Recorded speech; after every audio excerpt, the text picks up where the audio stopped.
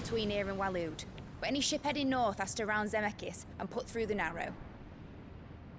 Maintain our current bearing north-northeast, and we'll catch the Black Galleon before she vanishes again.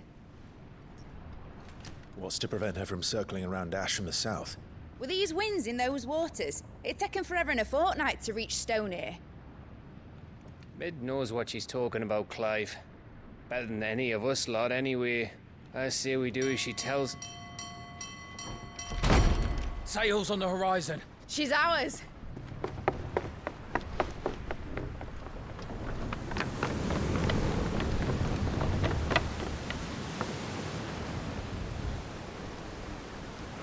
Look alive, boys! Full ahead! And keep those furnaces fed! Aye, Do you feel that, Jill? All hands! Battle stations!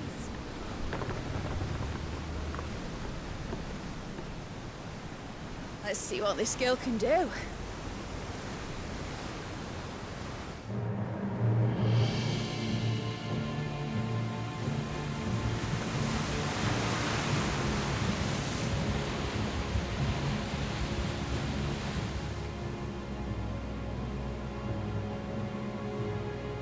Where one leads, so does the other follow.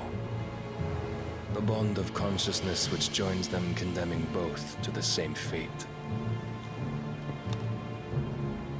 Yet my every attempt to strike it from their hearts serves only to tighten its hold.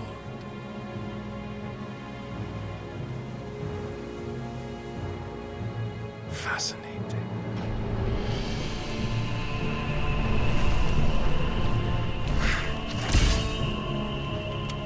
But then, there is naught my blade cannot sever.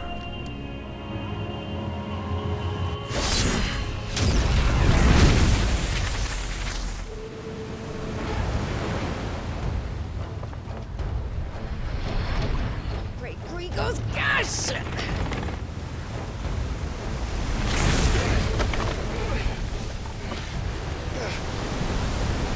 One of us. Hard port! Heads down, you brutes! And brace for impact!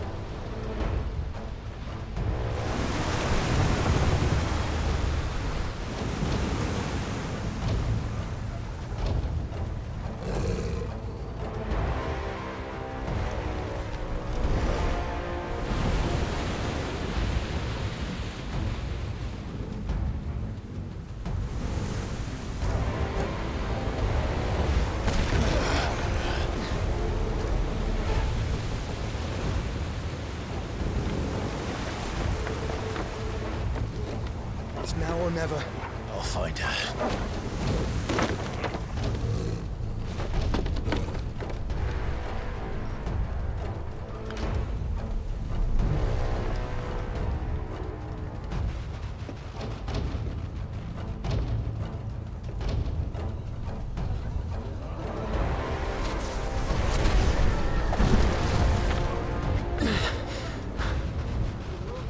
Bloody hell!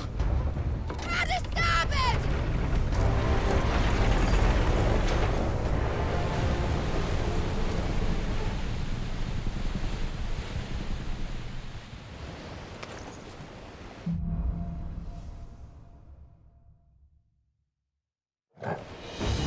Where did you hide her, Barnabas? Captain down! Sickle! Go for it! Go for it!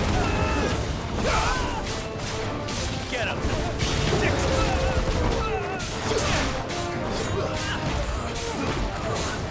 It's so over here!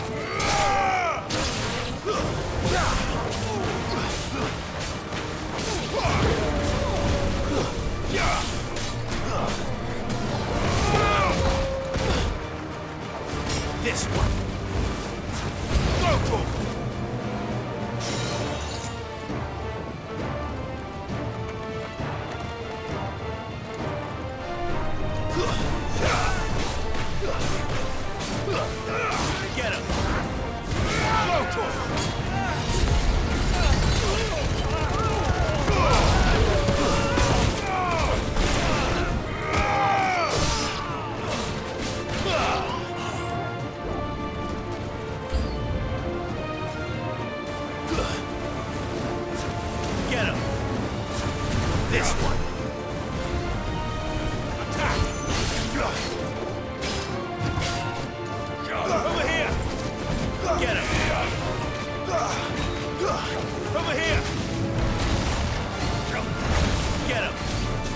Go for it! Get him!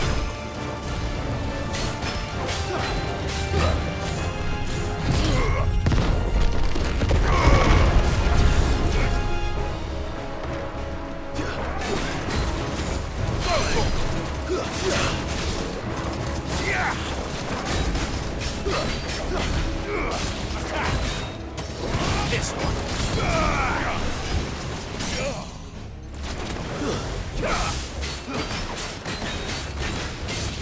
Over here.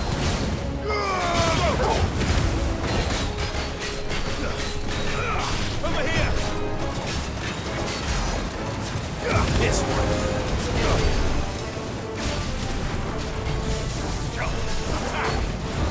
Over here.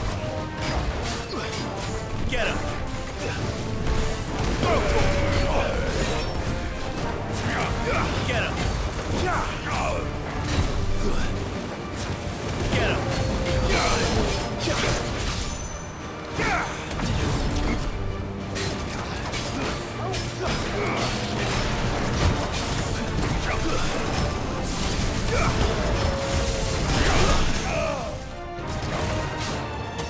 Over here.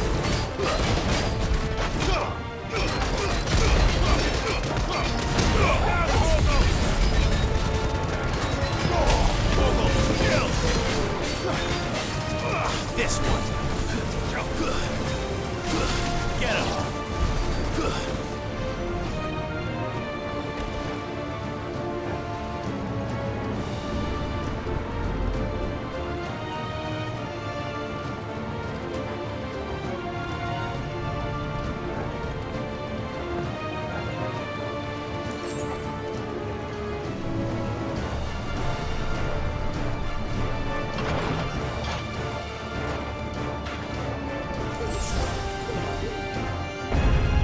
I need to hurry.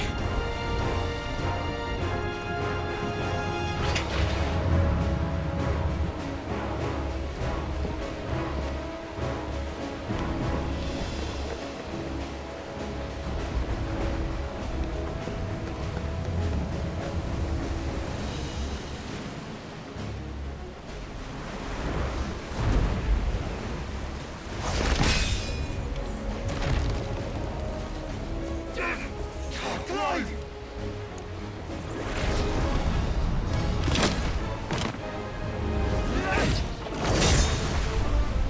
No! There he is! He wants him alive! Hold on. I'm coming. For both of you. Extra shotguns!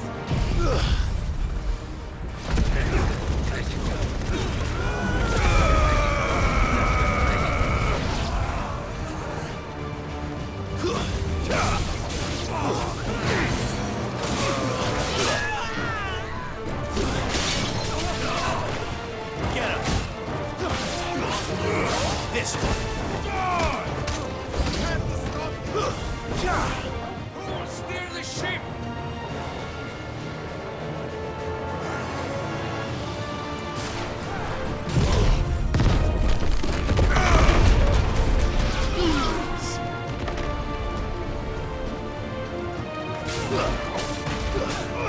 Over here!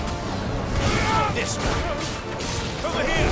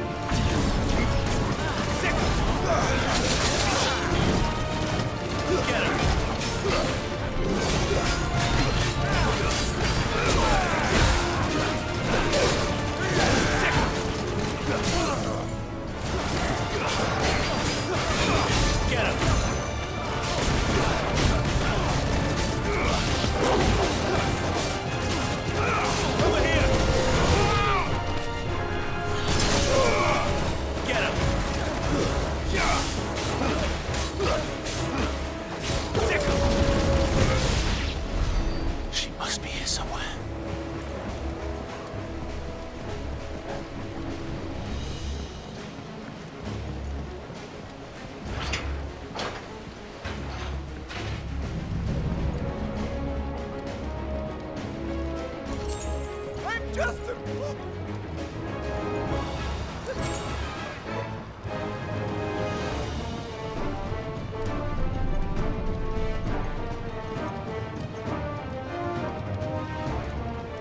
What the hell are you?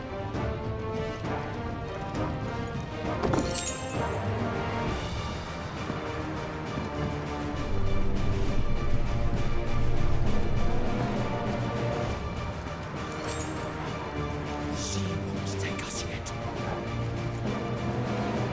Come on, get up!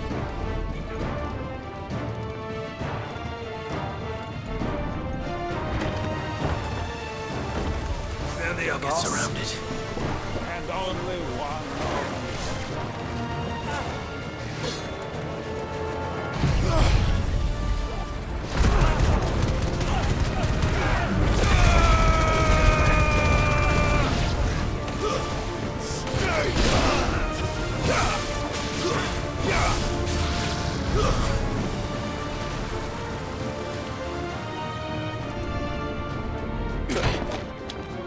Jill!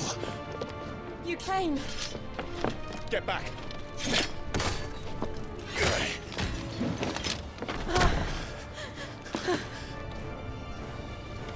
Clive, how did you... I'll explain later. Hands!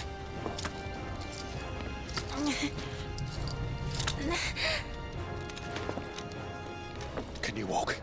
Out of here I can.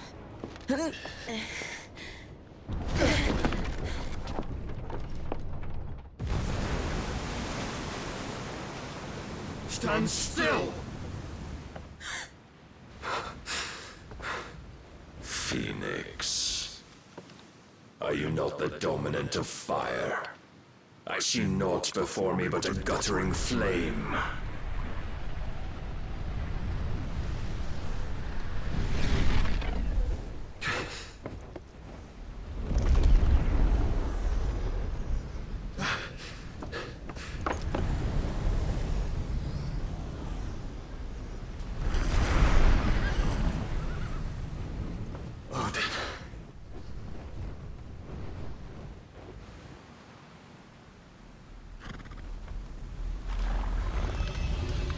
In earnest, then.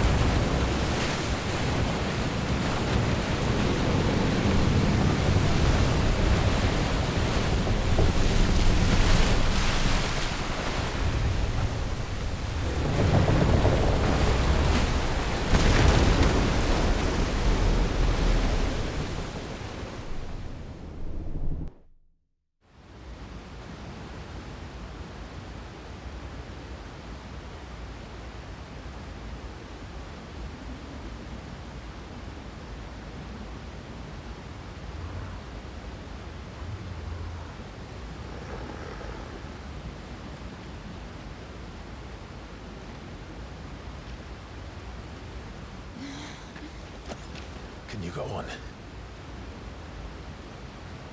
I think so.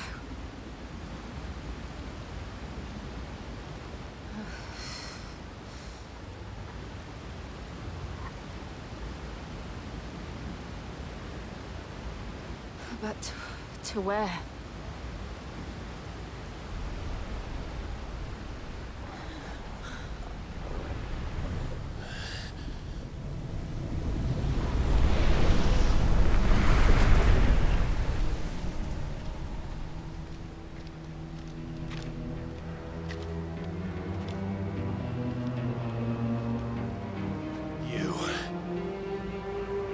What did you do to Joshua? The Phoenix? Oh, I expect he will survive. This consciousness in which you coil your feeble souls is grown thick with desperation. And thus has my master turned to my blade.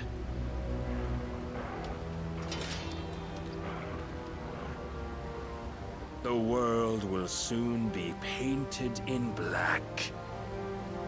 And all that live shall gather in death's autumn wake. Not if we remove the cause of this misery.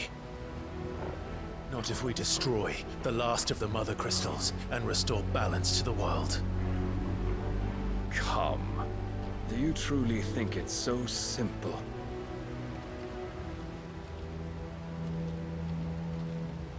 The Blight is inevitable. Not even the Almighty might stop its endless march. Your efforts will avail us naught. Naught, that is, but suffering.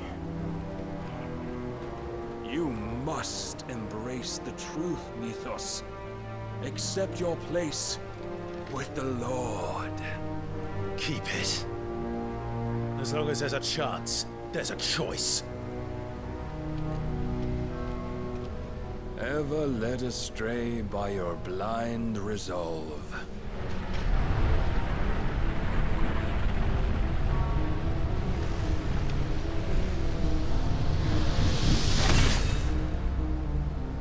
Now, it is time you learn the inevitability of your divine fate, however much it may hurt. Get as far away as you can. Clive, no. Trust me, Jill.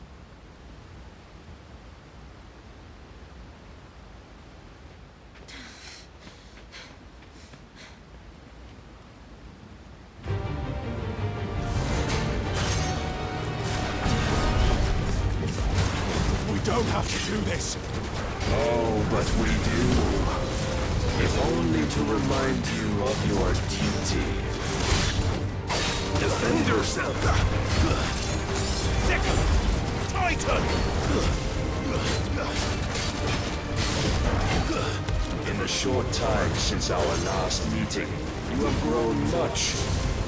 Yet as a vessel, I fear my lord will still find you lacking.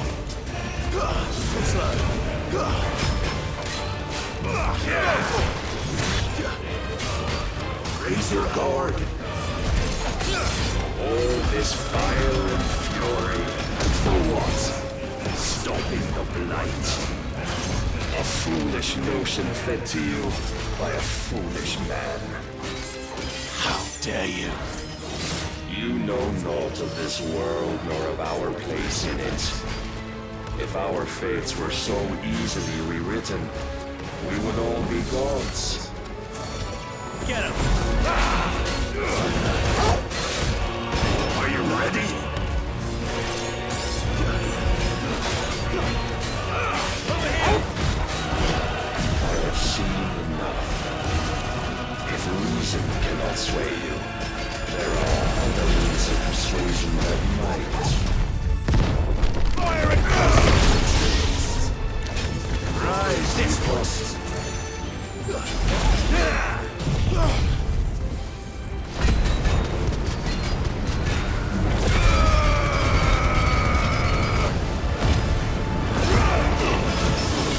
Over here!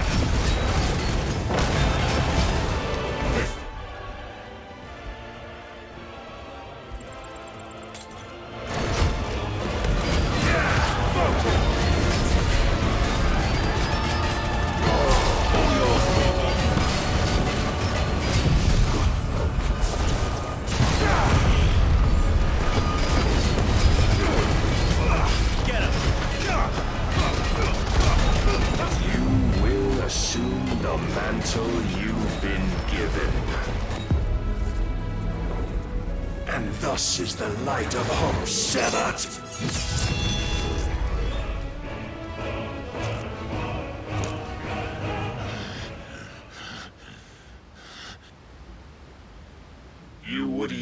failed so soon.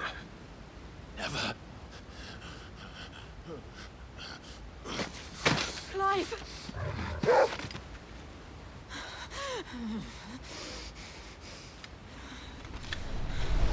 Do you not see?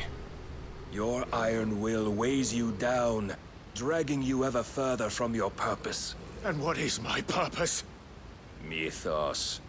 Who are we? What are the dominants? The breath of the Creator still warm on our lips. We carry his light that we might guide the masses in his name.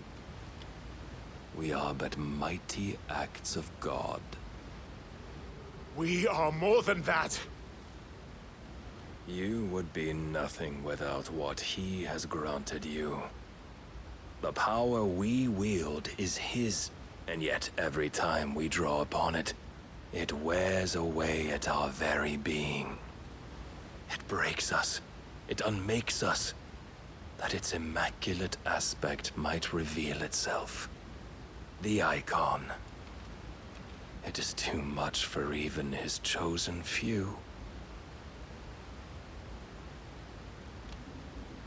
Apart from you, Mythos. You wield the might of many, yet your body does not answer for its avarice. What are you saying? What I am saying is that we dominants are a means to an end.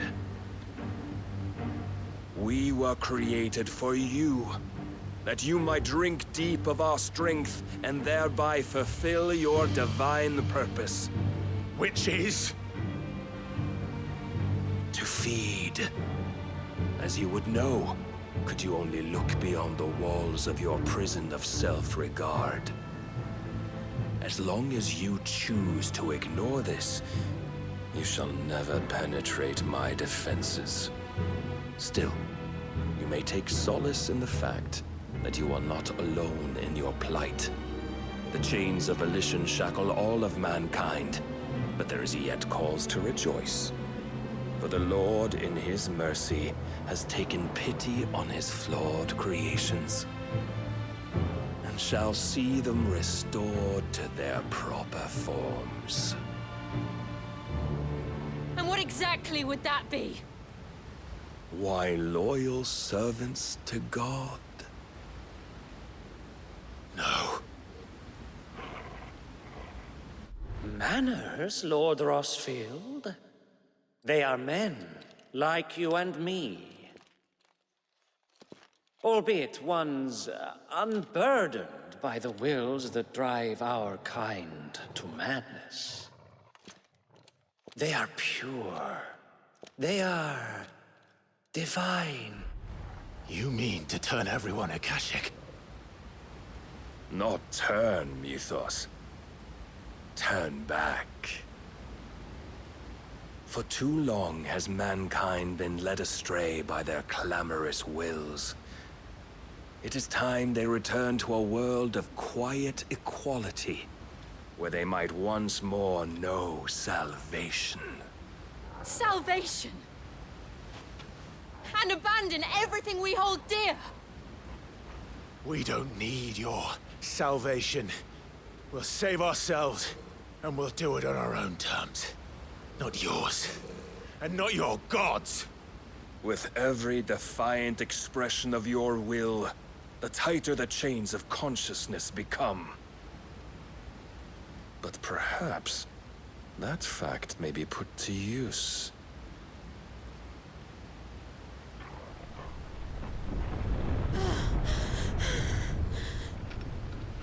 Clive! The faster it binds you to the remaining dominance, the stronger your hunger will become. Until it leads you back to the only answer there ever was.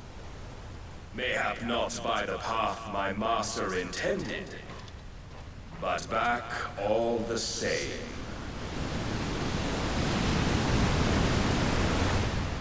Ash is not far. I could freeze a path. You're in no fit state. Probably not, but I can try.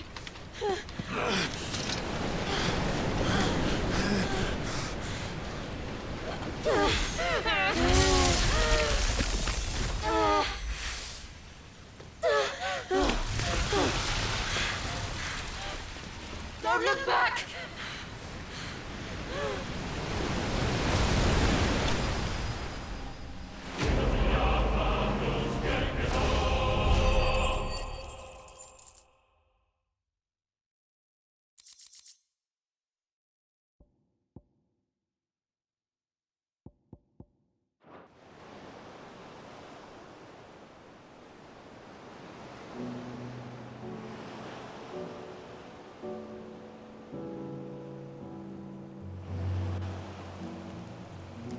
I hope the others are safe.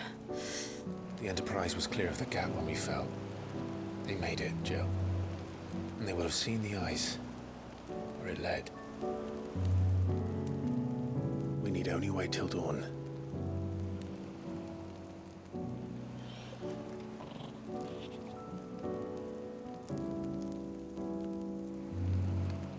This is the second time Barnabas has bested me.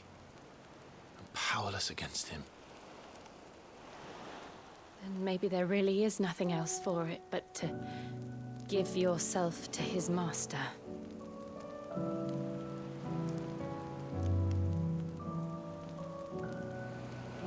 Only you won't do that. The Clive I know would never do that. So you believe?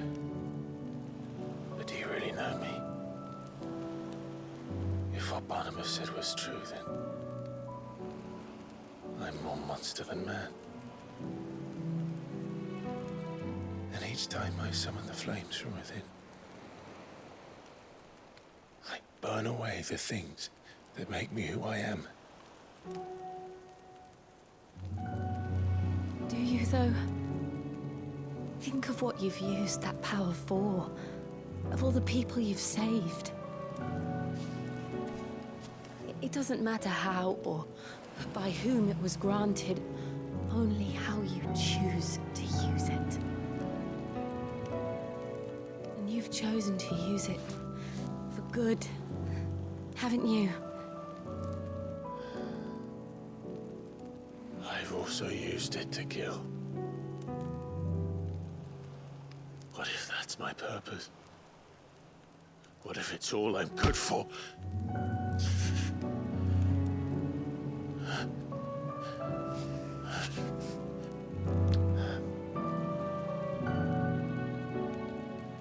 You're still that same boy I grew up with.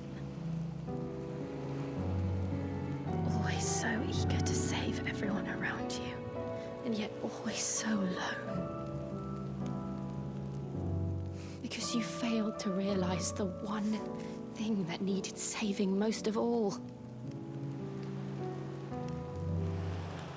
You, Clive. You. You never once took the time to save yourself.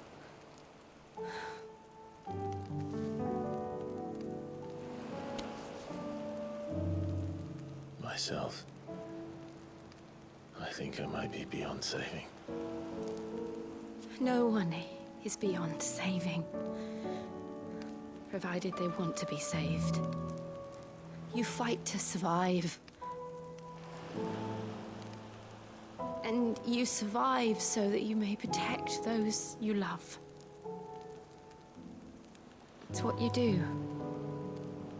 What you've always done.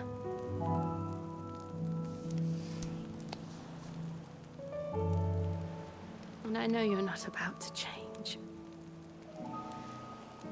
So I'm going to help you. To give you what you need to protect us all.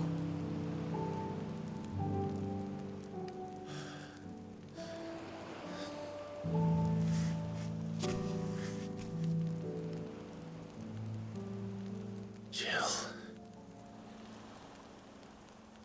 Are you sure?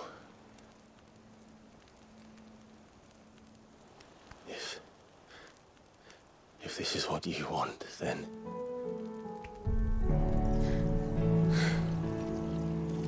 Don't worry, Clive. It is.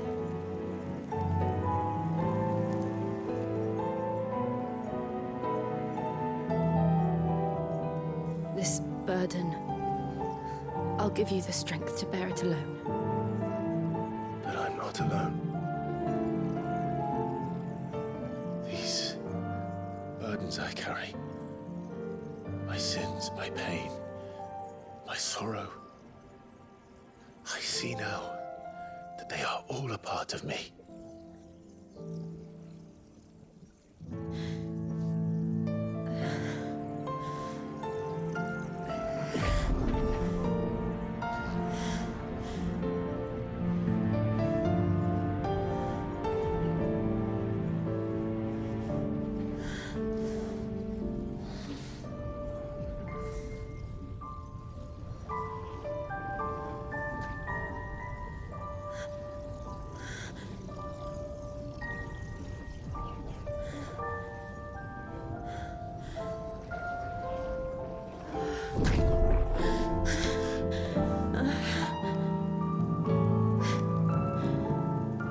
If I'm to continue on, having pledged my life to those I love,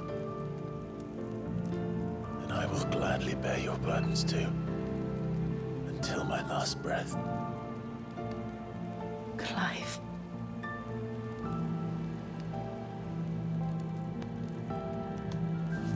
I promise you, Jill,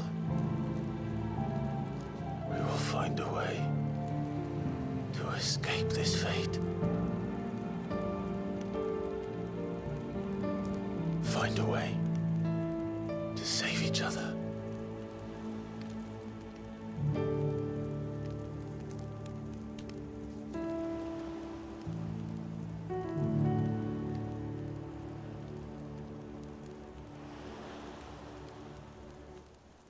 That we might one day look upon the moon again, together.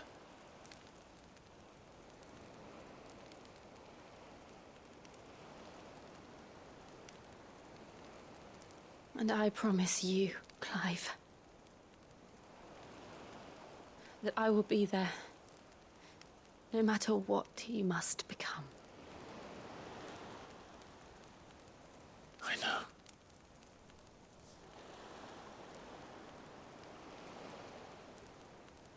I never thought a smile could bring me so much joy.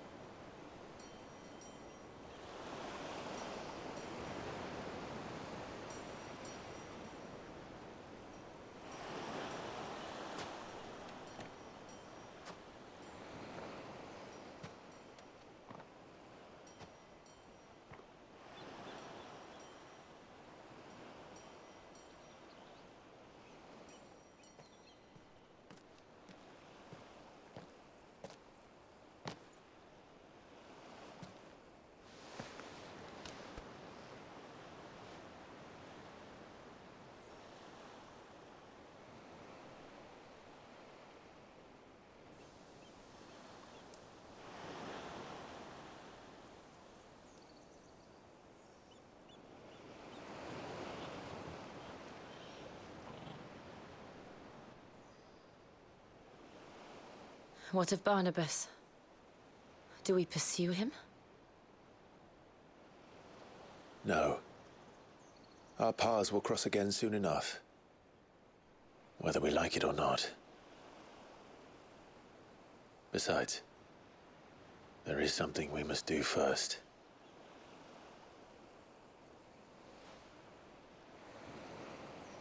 Of course. Drake's spine. The last Mother Crystal. The Einherjar is at the bottom of the sea. Waloed won't dare move on Storm without her. But they know we're coming now. We'll need a plan. And a damn good one at that. Then let's go home and find one. Ash will have to wait.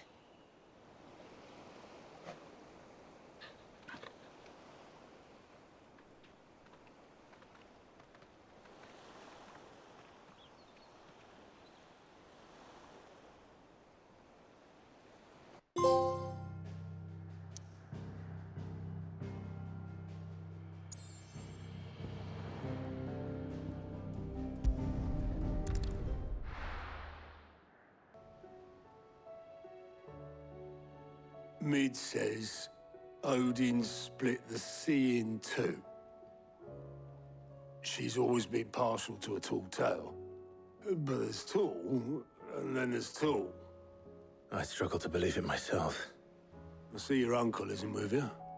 He stayed with the Enterprise. After our brush with the Einherja, she was in urgent need of repair. And my uncle knows a shipwright in Randalar. We're to join him there when we're ready to sail for Ash. You sure that's wise? Last I heard, the place was still overrun with Akashic. Show me a city where that isn't true. Ultima's plague is spreading. We're running out of time, aren't we? We've done our best to shore up that hideaway. But I doubt a few planks will stop what's coming. Still, we'll keep at it. Every little helps, I suppose.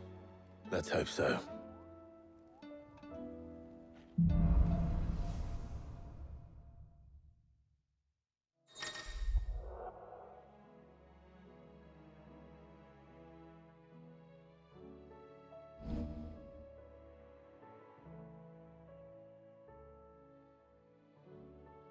I should visit Joshua, assuming Talia will allow it.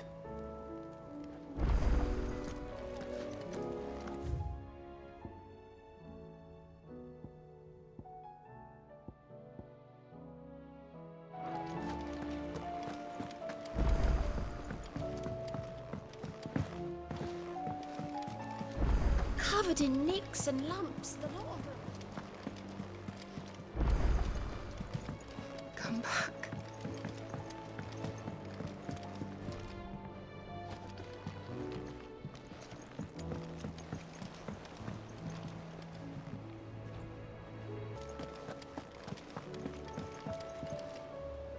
Heard the bad news then, did you? What bad news? About Dravost. Blackthorn's old haunt. With the forge and all that. Well, anyway, the mine's just down the road from there are spewing out ether like no one's business. And the village? Safe from the flood for now, but they've got other problems. Akashic. Every creature in the area's either turned or on the way to turning, apparently. Zoltan and the others are living on borrowed time. They need help, and quick. Doris sent a few curse breakers to keep an eye on things, but there's only so much a couple of scouts can do. Except get eaten. If something ain't done soon, the whole place will be overrun. I won't let that happen. Didn't think you would. Does Blackthorn know? I thought it might be better if he didn't. He'd only do something stupid. You reckon we should tell him? No. It's better this way. Yeah, well, I can't stand about knowing what's happening out there, so I'm off. I'll see you in Dravost.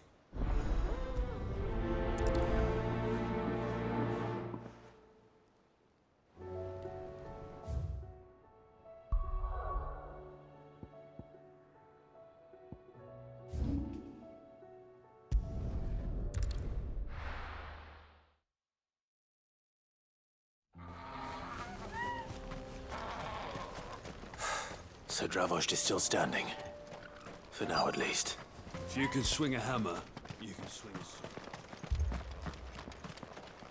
I have some things for sale. Thank you. Certainly. Thank you. Here you are. Thank you. Farewell, traveller. Clive! You're here! And the Akashic? Mostly off to the north still. But I spoke to Doris's scouts and it turns out things are worse than I thought. There's swarms of them out there. Told old Snotty to be ready to seal the north gate. That should buy us some time if we need it. Enough for the villagers to barricade themselves inside their homes, at least. Well done. Welcome back, Sid. I'd never have guessed, you know. Not if August hadn't let slip. Who'd have thought that the savior of Dravost would turn out to be the realm's most infamous outlaw? Keen to help us out again? I am. Thought you could sneak off without me, did you? Blackthorn. Oh, what are you doing here? One of the scouts couldn't keep his voice down. Unlike my best mate who didn't think I deserved to know. Zoltan, how long's it been? Long enough for us two to turn into a pair of old codgers, I see. That your idea of an apology? Prick. Don't listen to him.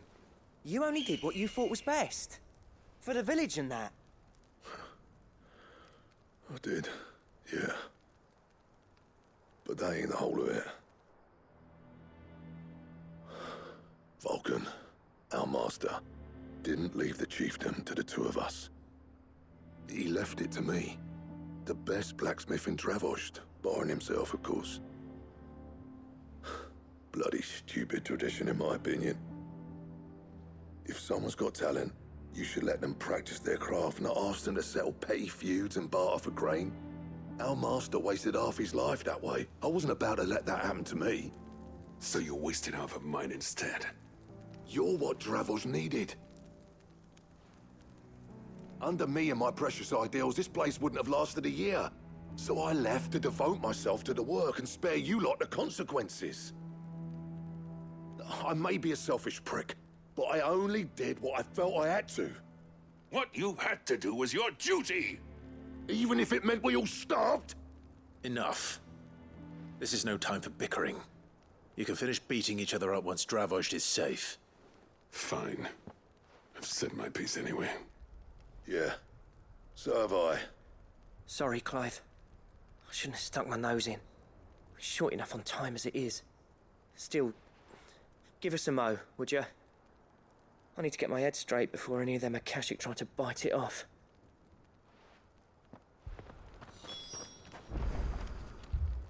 You, ready for the off, then? We can't afford to waste any more time. Right you are. Might be worth having one last word with the scouts, though. Don't want any nasty surprises, do we? Oh, and Blackthorn, you and Zoltan might be better off staying inside the... Akashic on the move. How close are they? Within sight of the walls, and there are more coming up from the mines. What was I saying about nasty surprises? They'll wash right over us if we stay out in the open. We're pulling back behind the gates. Good idea. Get yourselves inside, but keep your weapons handy. Understood.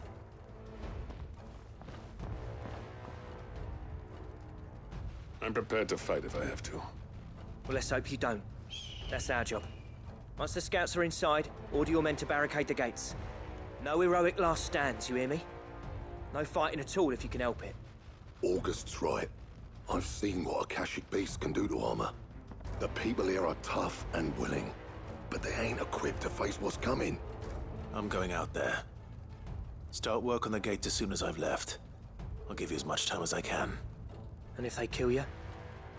You evacuate. But it won't come to that. I promise. You'd better be right. Take good care of Dravost till I get back. Leave it to me. And give those things what for, yeah?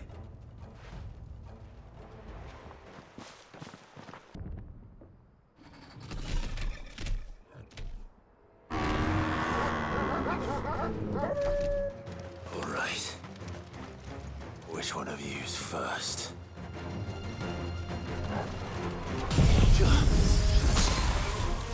Titan! All yours, Torgal.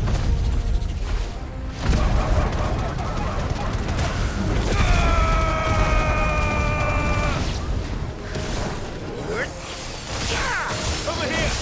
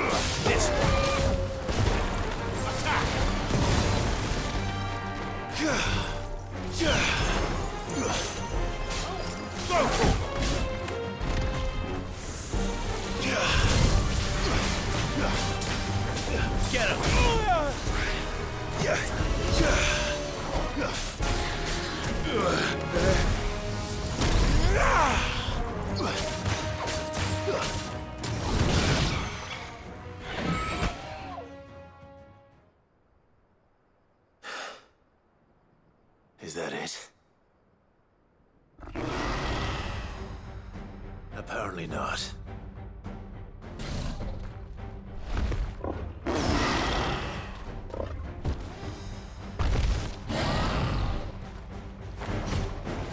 They're not getting past me. Attack!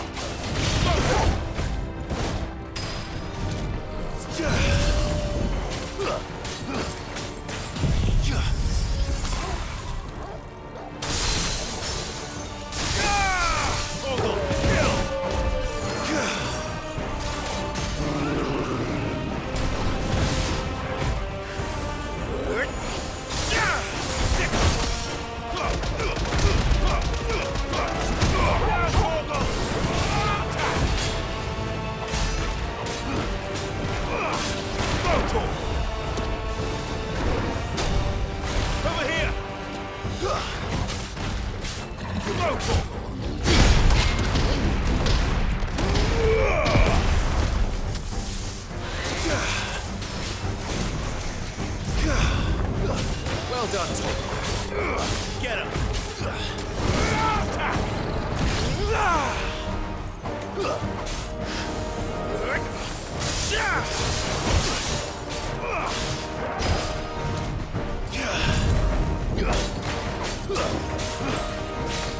Over here.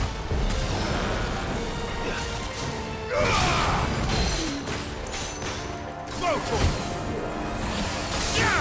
This one.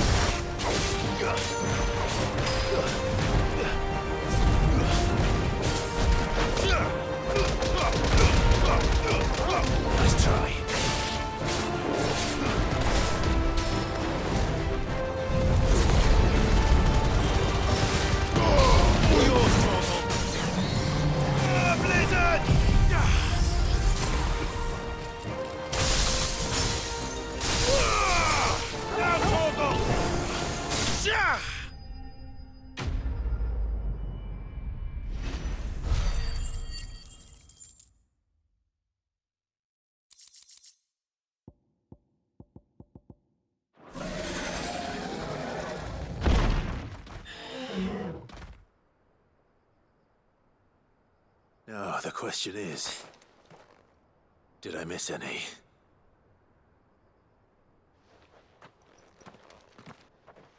Man alive! You're still in one piece! I slew as many as I could. As many as I could, he says. The old bleeding lot, more like it. Well, almost. Only almost. Yeah, one or two did try to sneak over the wall. But we got the bastards, don't you worry. Good. Though you do know, more will come in time.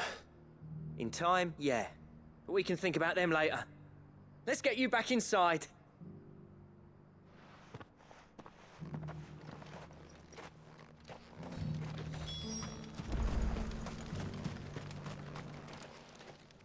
Sid!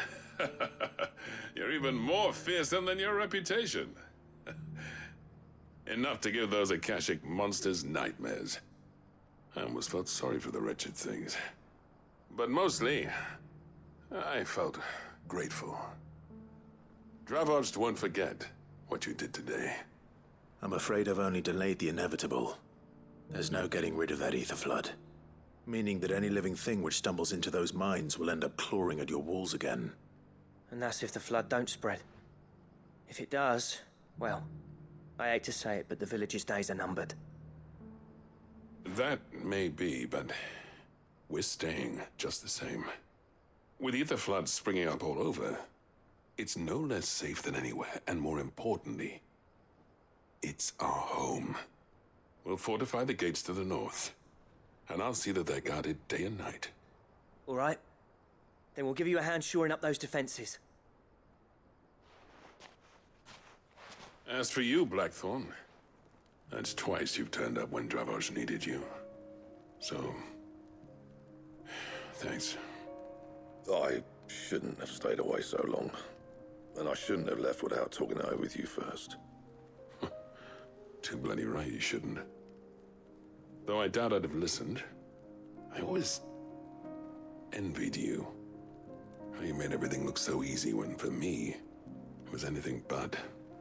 You leaving gave me the perfect excuse to hate you.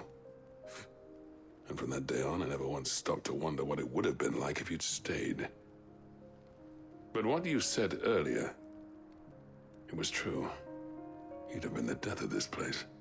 Finally, something we can agree on. I hope you see the sense of it eventually. You kept this place alive. Alive, perhaps. Wealthy even, but Dravoj isn't what it once was. Our work used to be the pride of Dalmekia. Now, we churn out the same rubbish day after day because it's easy and turns a profit. It's not about the craft anymore. I wouldn't send my sons to war wearing the shit most of our smiths are making. I've kept working, honing my skills, trying to lead by example, but no one sees the point. The average castle apprentice has as much passion for the craft as our current lot. Come back to us, Blackthorn. Remind Dravosht what a true master blacksmith looks like. I'll even man those bellows of yours if it means we can work at the same forge again. That's a kind offer. Kinder than I deserve. And I wish I could accept, but I'm needed elsewhere. There's people who trust their lives to my steel, and I daren't let them down. Fair enough. But that doesn't mean I couldn't visit from time to time. Let's see if we can't rekindle this town's passion for the craft, shall we? I'd like that. Just be sure to tell Snotty to let me in the next time I come calling, yeah? Knowing him, he'd let you in anyway. Blackthorn. The Master Smith turned outlaw, back in my good graces. I never thought I'd see the day.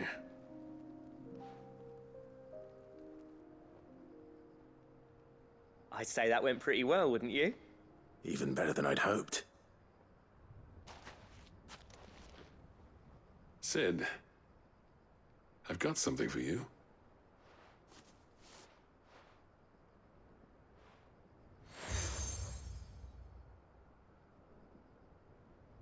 And this is? A token of our lasting gratitude. But I'm of a mind to make you a far grander gift. Designs for a certain sword have been passed down from chief to chief for generations. Now hold on, Zoltan. There's a reason no one's made that blade in centuries. There's not been a craftsman equal to the task. I'll admit your cinders make impressive steel, and I've learned to own an edge Odin will be proud of. But the engravings on that thing are enough to make a jeweler cry. And they're not just for show, either. Have you forgotten what brought you back to Dravozd in the first place? A certain ring? I knew I'd never surpass you with the hammer and tongs. So I turned my hand to a different kind of metalwork. Between the two of us, I'd say we're the equal of any master craftsman ever to have graced a forge.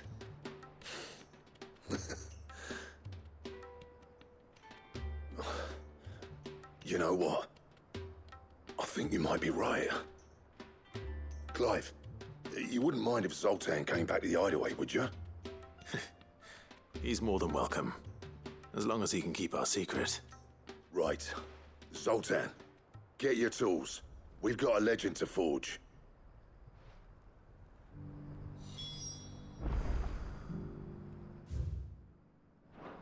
With a little help from Blackthorn, I don't see why we can't restore Dravozd to its former glory. Barring ether floods, that is. I'll tell you what, Clive. If we pull this off, it will ruin every other sword you've ever held. I'll get him back to the hideaway. Don't you worry about that.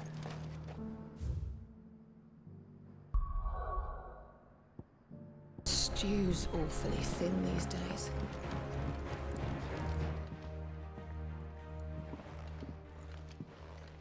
Ah, the man himself. We were just about to make a start on that sword I promised you.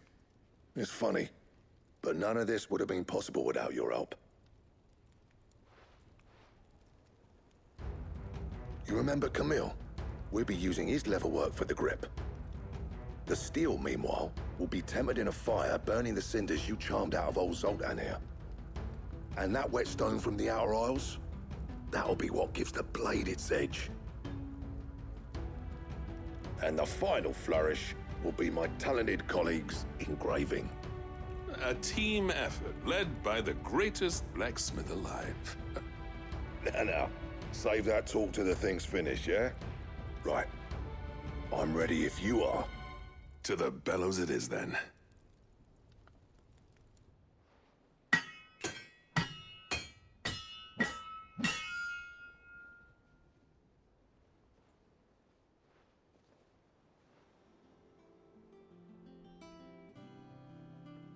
Well, bugger me. We actually did it.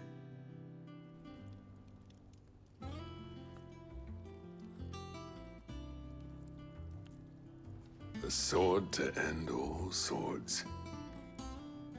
Ragnarok. It's quite something. I, trust you'll take good care of it. Thank you. Both of you. So, does this make you pair the greatest craftsman alive, then?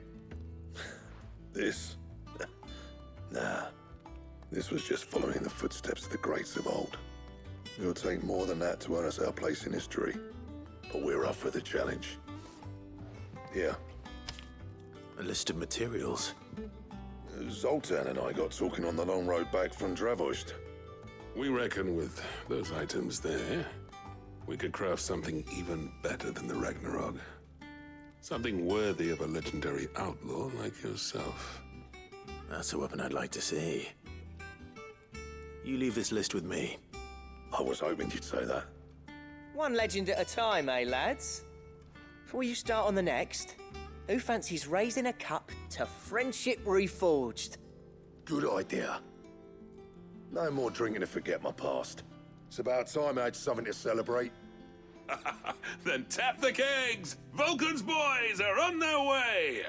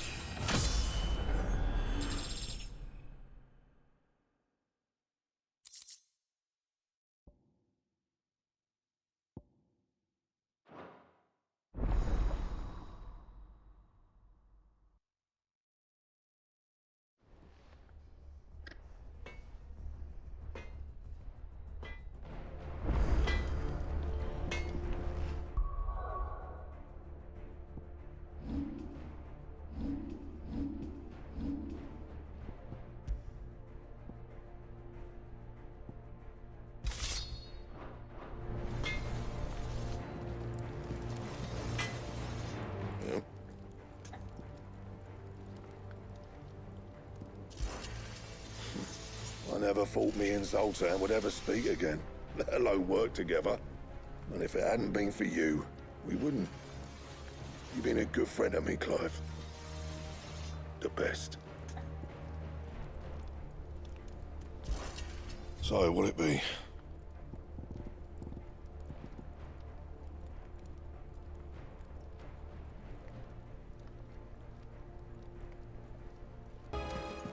Covered in nicks and lumps, the lot of them.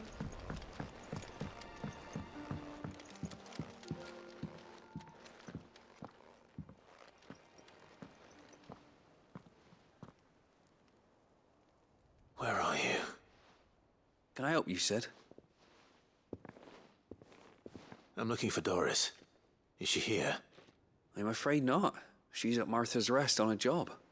My job, actually. When she heard what the mission was, she insisted on going herself. Alone. Did she? What was the mission? Following up on some new information. Once they'd settled in, the bearers you helped liberate in the Dragon's Eyrie were keen to talk about their imprisonment. And about their captor. The slaver Cole's team were tracking when they were attacked by the Beastmen. I'll go and find her. She's at Martha's Rest, you say? If she's not moved on already, yes. I hope everything's all right. Why would Doris insist on going alone? Maybe Cole was right to be worried. How do you split the sea, you reckon? It doesn't still hurt, does it? It's been a pleasure, Doris. Just like old times. I'll give your offer some thought, my lady. How goes the investigation? Sid, what brings you to Martha's Rest? You. I heard you were out here on your own, tracking our slaver. I trust you're being careful. Of course. And it had to be me. The bearers from the Dragon's Eyrie confirmed a long-held suspicion of mine that the slaver we've been tracking is an old acquaintance. She's no fool. If we'd come in force, she would have spotted us straight away, and then vanished without a trace. That was her just now, wasn't it?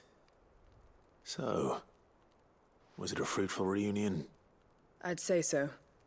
She tried to recruit me. Seems her time in Rosaria is coming to an end. She's abducted bearers from across the region and is looking to smuggle them back into Sambrek. After her brush with those beastmen on the road to Northreach, she hired herself an Imperial escort, which she wants me to join. She's dangerous, Sid, but I think I can stop her. Then I'm going with you. I'll take care of the escort. You can see the bearers to safety. Where are they? The Baum Archers, soon to break camp. You go on ahead. I'll follow once I've sent word back to the hideaway.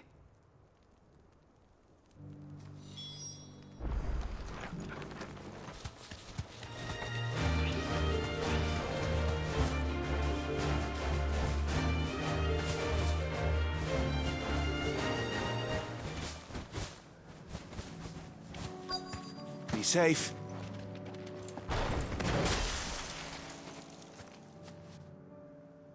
Good. They haven't broken camp yet. How did Doris come to know a slaver, I wonder?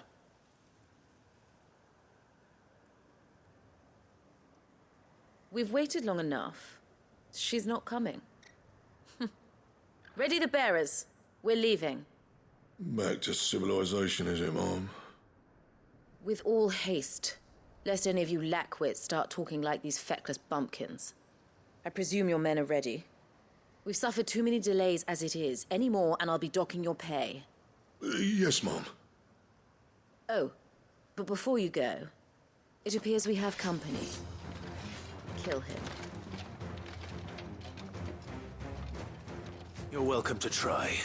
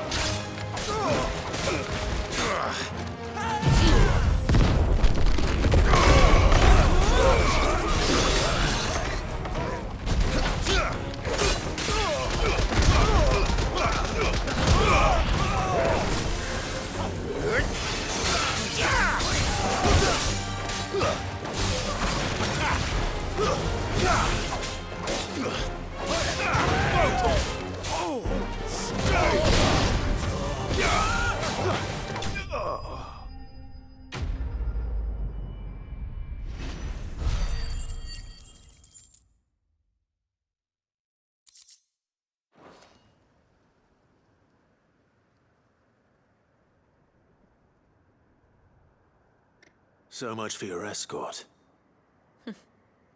You'll forgive me for not avenging my men. I'm not the swordswoman I used to be. I surrender. Do with me as you wish, Cid the Outlaw. Cid!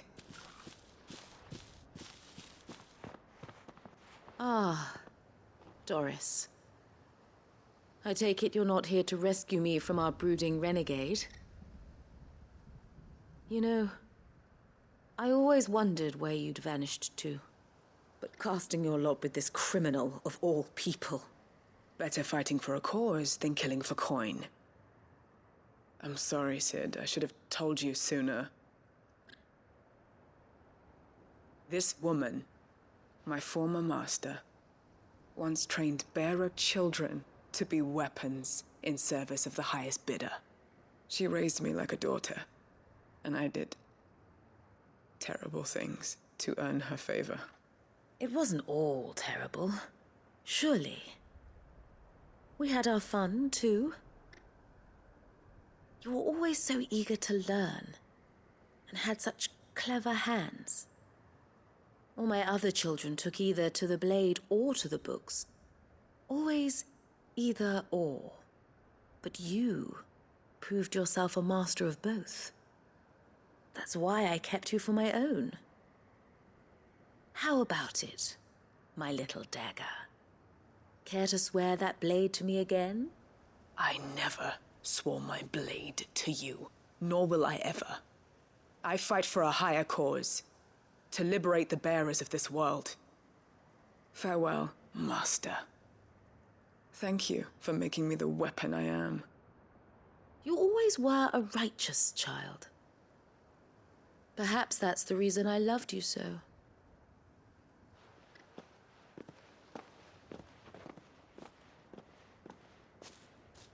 What do you want to do with her? I am not the killer she wanted me to be. Not anymore. And she no longer has friends in high places. The Dame does, though. Her connections at the Imperial Court will see that justice is done. All right. If you're certain. I am. And thank you for everything. Now, I better let these bearers know that they're safe.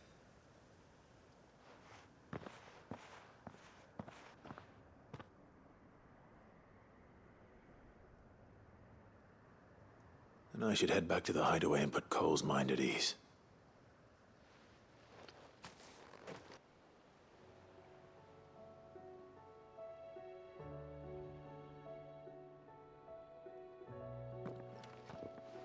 Welcome back, Cid. Doris's message just arrived.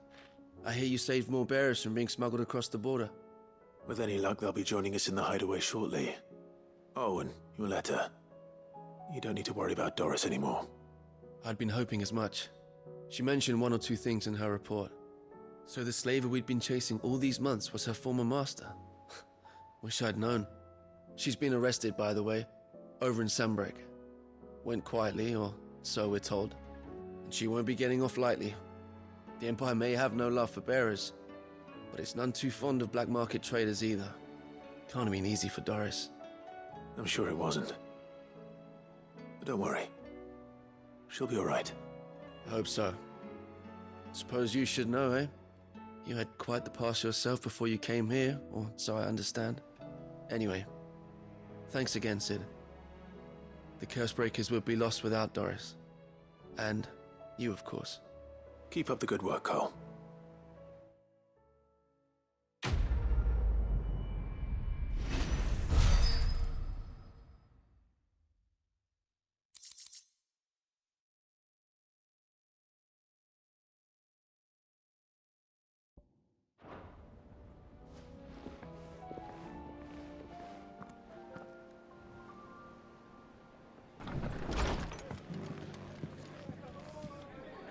Ah, Clive, I was just about to send for you. I'd like you to take something to Sir Wade up in Eastpool. Seeds for planting. Thought it was about time they started growing their own food.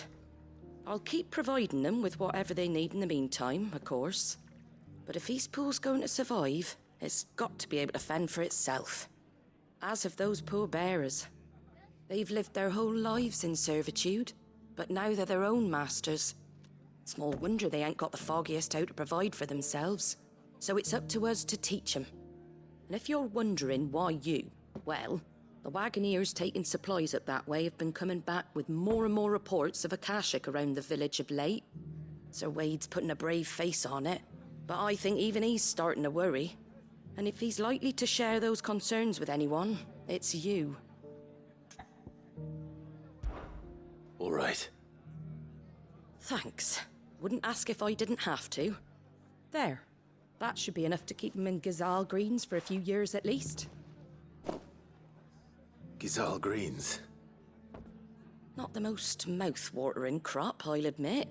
But they're hardy, they grow fast, and they fill a hole. Better that than something that'll wither away at first frost. And chocobos love 'em too, which is no small thing. When I say all of us need to pull together to get Eastpool back on its feet, I mean all of us. They ain't exactly succulent, but cook 'em right and they're just about bearable. I'll take your word for it. Anyway, Sir Wade'll know what to do with them. And if he don't, well, I'll go up there and show him myself. I'm sure you will.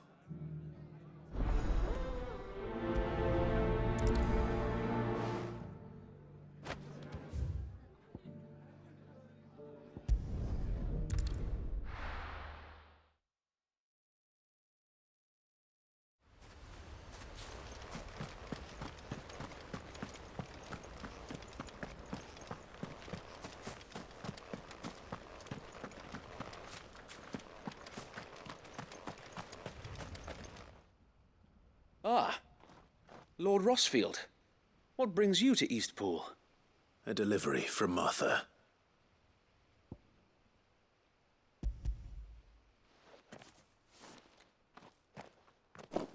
These are Gazal green seeds. Martha's keen to cut the apron strings then, is she? I jest, of course. You see, I had thought we might be able to revive the old wheat fields, but they'd long since gone to seed. Only without the seeds. Martha was hoping he might be able to show the bearers how to plant and tend these, so that they'll be able to fend for themselves. That's not a bad idea. These bearers had only recently escaped their bonds before we brought them here. They know little of freedom, of providing for themselves and their loved ones. Unless we teach them how to live like free men, I fear that all we have achieved in bringing them here is to exchange one master for another. Not that myself and the Guardians have been the best example to them so far, subsisting almost entirely on Martha's charity as we do. It's about time we all started to provide for ourselves, bearers and Guardians alike. Unfortunately, we've been a little too busy of late to focus on much besides bolstering our defenses. There have been alarming reports of... The Horde is closing in. They're coming, Sir Wade, all of them. Damn it all, I thought we'd have more time. Gather the men in the square. Send to the rest for reinforcements. Yes, Sir Wade. The Horde. Akashic, a veritable legion of them. They've been seen prowling around the northern reaches for a while now. We don't have the numbers to hold back a swarm that size. I had hoped to build a perimeter wall so that myself and the Guardians might be able to defend the village, but... Now you're out of time. Precisely. If reinforcements from the rest arrive before they do, we may just scrape through, but I fear that's rather an enormous if. What if you could call on reinforcements from Eastpool? You mean the bearers? We brought them here so they might live, not die, fighting for their lives. So wait. You said you lack men to defend the village. Are the bearers not men? Do they not wish to see Eastpool saved? Though they may not be trained soldiers like your Guardians. What help they are able to offer could still prove the difference between victory and defeat. You're right, my lord. I will appeal to them.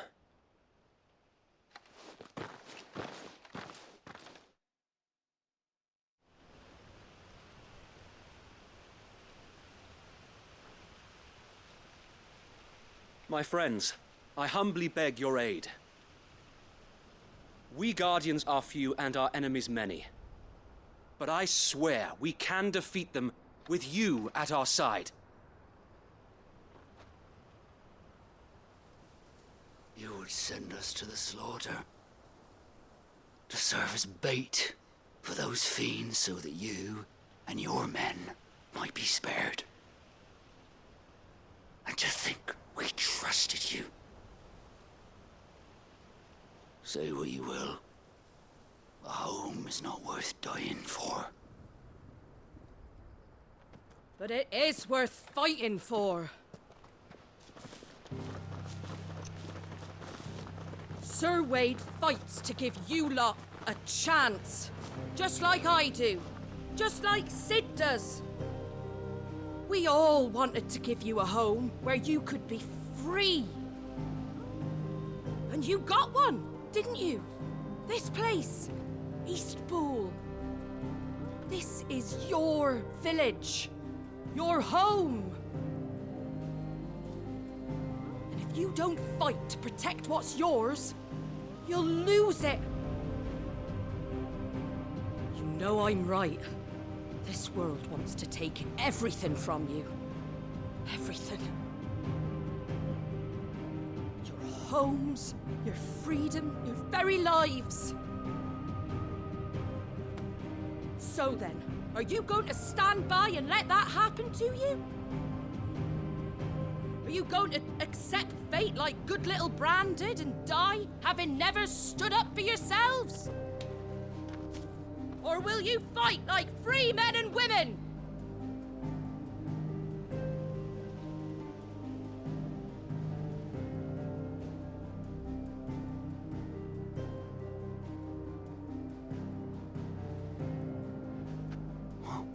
What are you doing? All right. Give me a sword. I never dreamt I'd have a home of my own. And now that I have, I don't want to lose it. I will protect what's mine, or die trying. We all will. Free men and women, fighting together.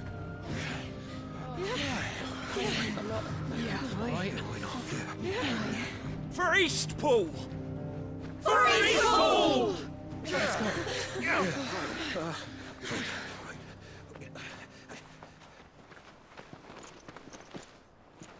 Thank you, Martha. Don't mention it.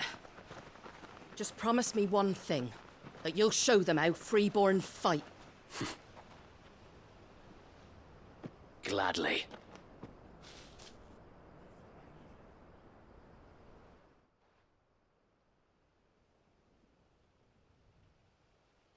Well, if it was numbers you were lacking, you certainly won't be now. Thanks to you. Me? Oh, I just love the sound of my own voice. Lord Rossfield, my lady, we're ready. So what's the plan of action? We'll divide our forces into several small detachments, each made up of guardians, bearers, and guards from the rest. These will position themselves at strategic points around the village. Upon engaging with the Akashic, each detachment will keep the creatures occupied as best they can, steadily retreating all the while. You're going to lure them into the village? I am.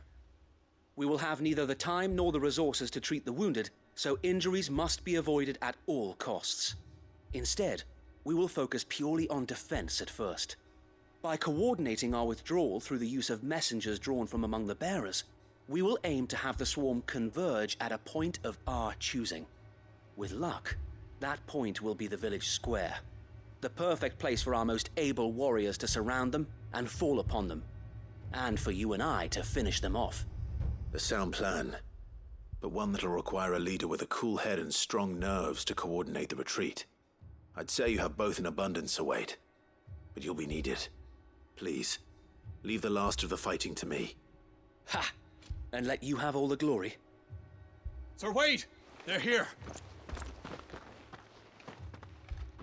Then you know what you must do. We work together, everyone playing their part, each shielding the other that no man might fall, that Eastpool might live on, for Azaria. For Rosaria! We've no time to argue, my lord. I'll do as you ask. And I will do as you ask. Suppose we'd better do our bit too, then, eh? Right you are, Martha.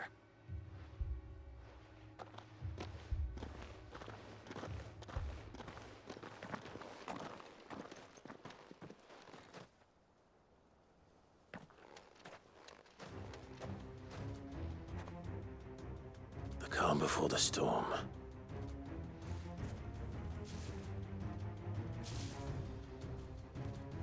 And here it comes. I will not let this village fall. Nice try.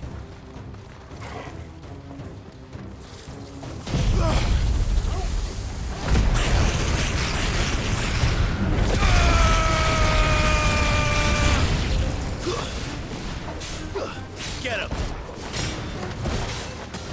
Over here!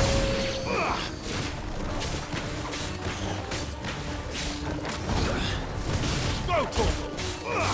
Get him! Stick him!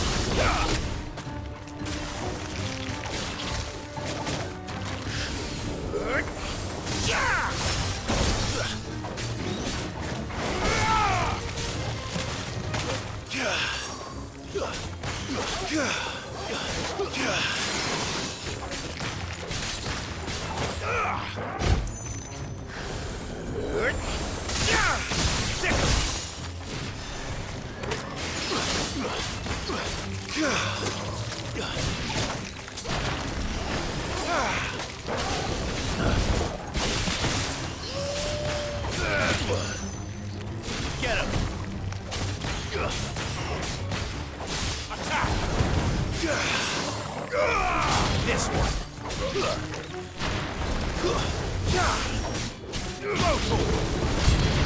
Get him!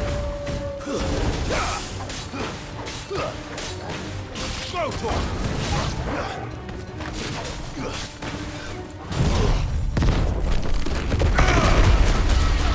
You're finished!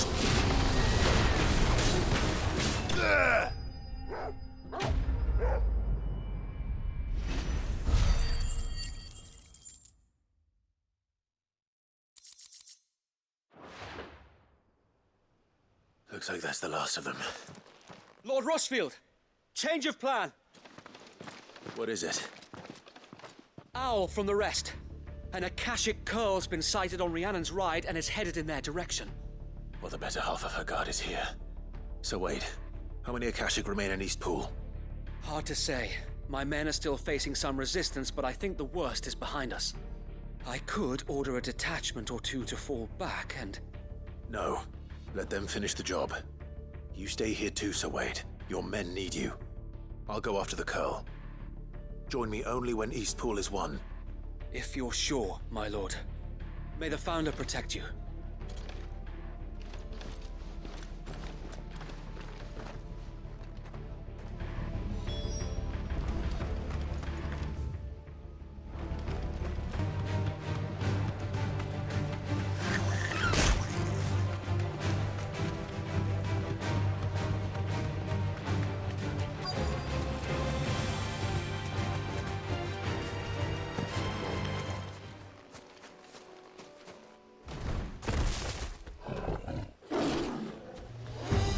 There it is.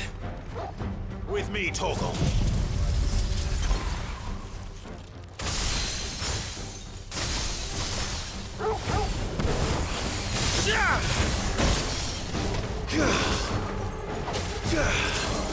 Get him!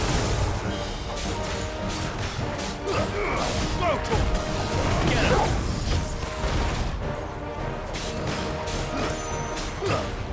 This one!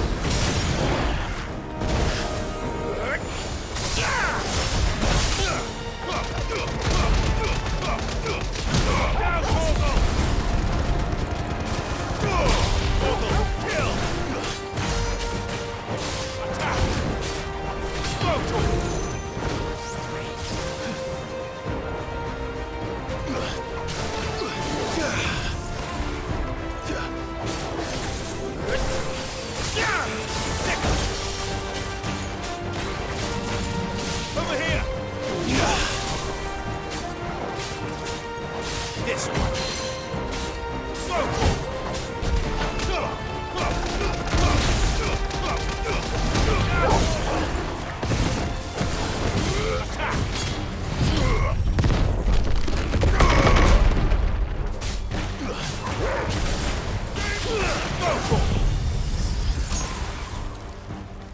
Fool!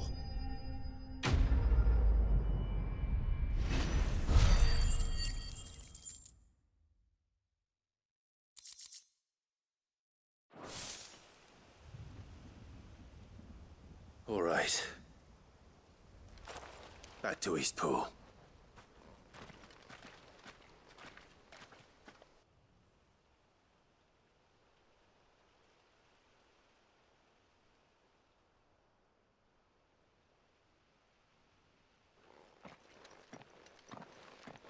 Lord Rossfield, the Curl, is it? It's dead. Thank the Founder for that. And for you, my lord.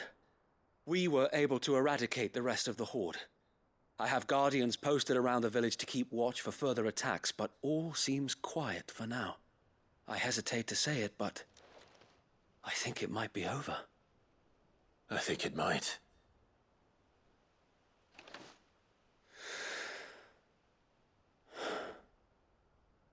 We did it. We saved Eastpool. Thank you, my friends. Thank you. No, Sir Wade. It's us who should be thanking you. You brought us together. Showed us what it means to fight for what you hold dear. We never had nothing to call our own before. We didn't know what it meant to protect it, but now we do. We really do. Forgive us, Sir Wade. You and your people saved us, and still we doubted you. But there's no doubt in my mind anymore. We're free men now, so we have to start acting like it. We have to fight to protect what's ours, to protect Eastpool. And we shall. We all shall. Together. This is our home. And if anyone or anything tries to take it away, they'll have us to answer to. Come on then. Let's get to work. This village isn't gonna rebuild itself.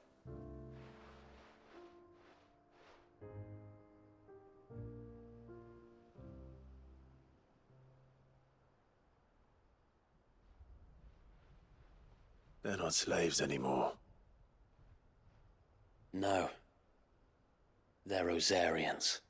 Your father took pity on the bearer's plight, and I believe if he was still with us today, this is what he would have wanted. I believe you might be right. I shall remain here, my lord, and do what I can to help rebuild the village. After all, this is my home now too, and I could hardly call myself an Eastpoolian if I didn't pull my weight. I think you'll find it's Eastpudlian, Sir Wade. But you should be proud all the same. I'll have to pull my weight too. Can't have the rest getting outclassed. Speaking of which, I ought to be getting back. Can we continue to count on your support, Martha? Of course, and I'd be counting on yours too. Us Rosarians have got to stick together, haven't we? Indeed we have. And Clive, come by the Golden Stables when you get the chance. I ain't paid you for delivering them seeds yet. All right. I will.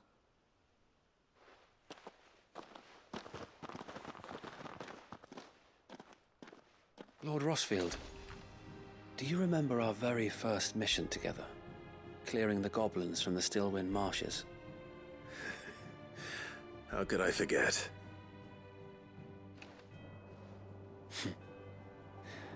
There's one sight that I shall never forget. You, facing off against that giant Morble. Not a trace of fear on your face. Since that day, there have been more than a few times when I felt like giving up. When the odds seemed so stacked in the enemy's favor, I thought I may as well just lay down my sword and surrender. But every time, I would think back to the look in your eyes that day and remember what it means to be a shield. Know that whatever trials Eastpool may face, I shall never lose courage. Thanks to you. So Wade, You have always been a true shield. I know that Eastpool, and indeed all of Rosaria, will be safe in your hands. Thank you, my lord. I know the rest of the world will be safe in yours. I'll do my best.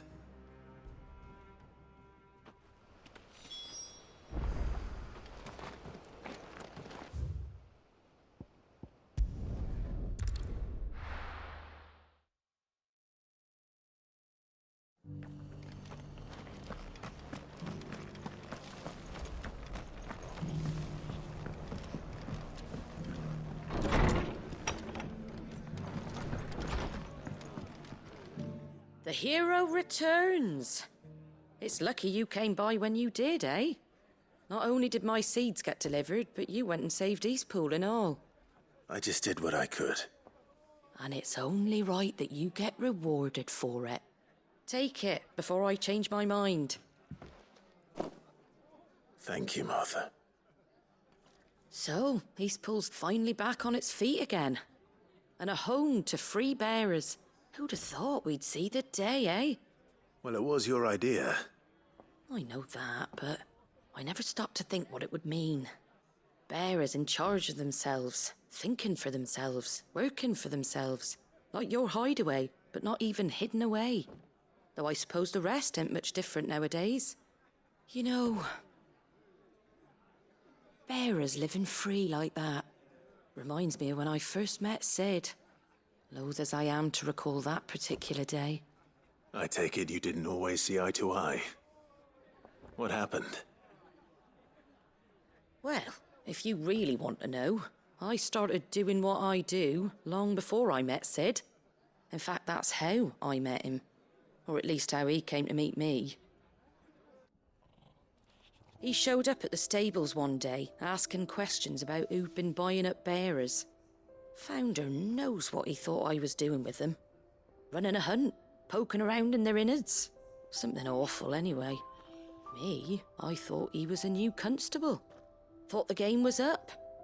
But somehow we both managed to work out what each other was about. And before I knew it, the cheeky arse was rattling on at me about how I was doing it all wrong. After all my hard work. Told me I was giving them relief, but not freedom. That my bearers were still dying as slaves. Got right under my skin, it did. Told him if he didn't like it, he could bugger off and report me to the garrison. And do you know what he did? He smiled.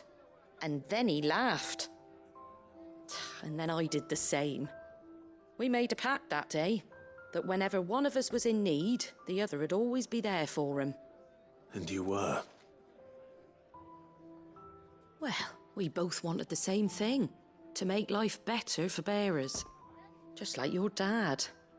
Do you know I was born right around the time Elwyn became Archduke? Growing up, I saw how he tried to change things. He certainly didn't lack for ambition, that one.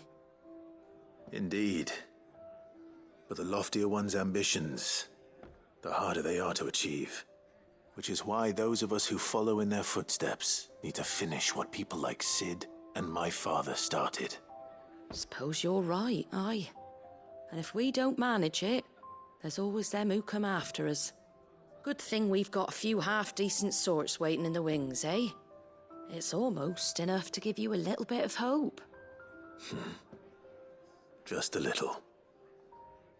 Anyway, enough nattering. Better get back to work. Let's see about making everyone some dinner, shall we? The least the folks who saved Eastpool deserve is a hot meal. And you and me ain't gonna save the world on an empty stomach neither. That sounds like a wonderful idea.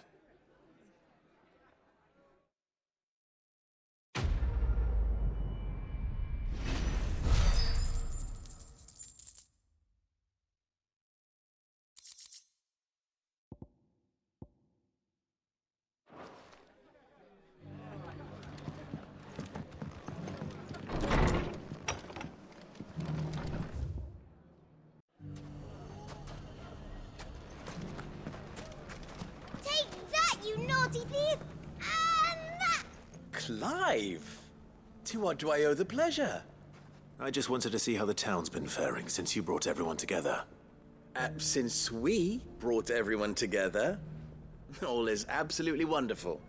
Conrad and Natalie's hands remain safely away from each other's throats and firmly at the helm.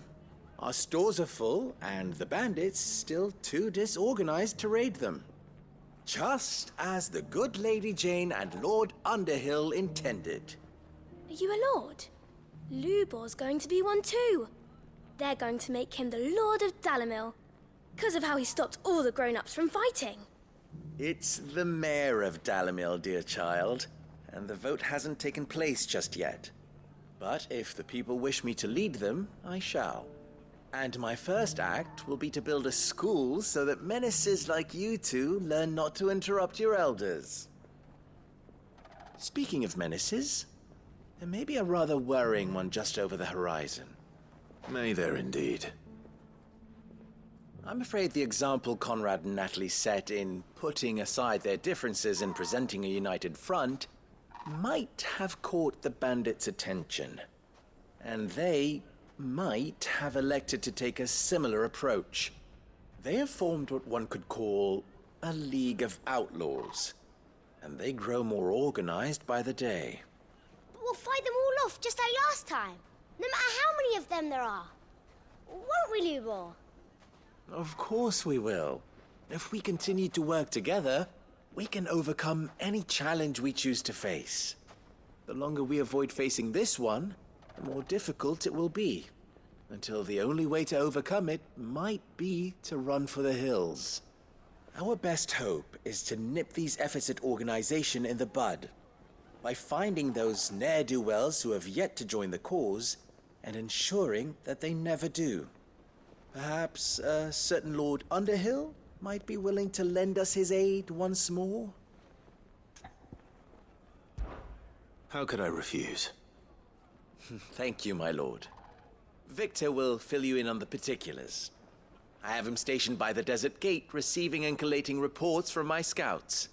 Such an amenable soul. He reminds me of you. I'll go and speak with him.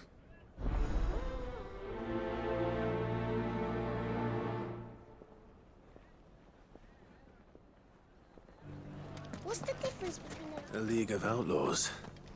Sounds like we have some competition.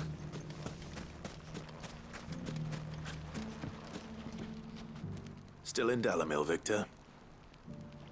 Ah, Sid. I thought you'd have returned to Cosnis by now. I did. Then I came back. I've developed something of a fondness for the place. And having worked so hard to see it saved from one fate, it would seem remiss to abandon it to another. A sentiment Master Lubor certainly isn't shy about exploiting. Hence my doing his bidding yet again. You're not the only one. What does he want you to do? He asked for my aid in putting down the bandits. And he said that you might be able to help me find them. Then you've come at just the right time. I was on my way to speak with Conrad about how to organize our forces. There are more camps in the vicinity than we can safely strike at once. But we must strike together, and we must strike soon at as many camps as we can. We can't give this league of theirs time to rally its forces. All right. Which camp shall I take? There's one upriver. Just out there, across the dunes. Leave it with me.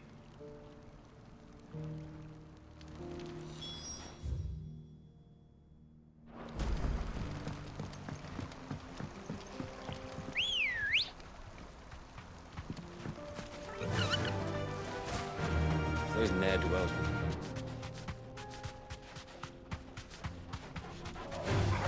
All right.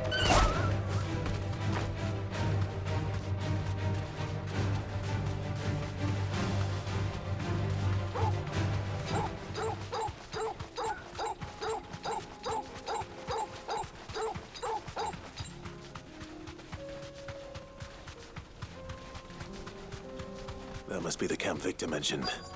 Come on then, Toggle.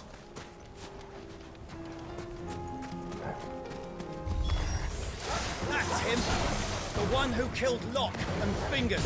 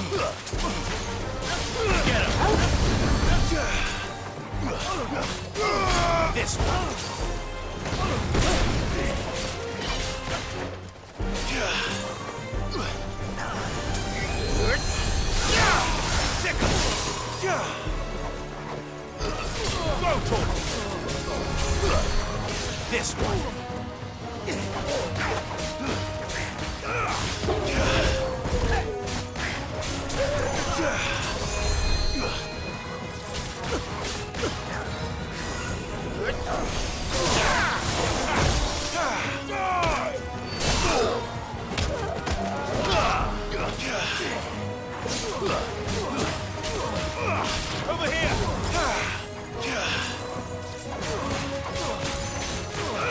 Go! Get him!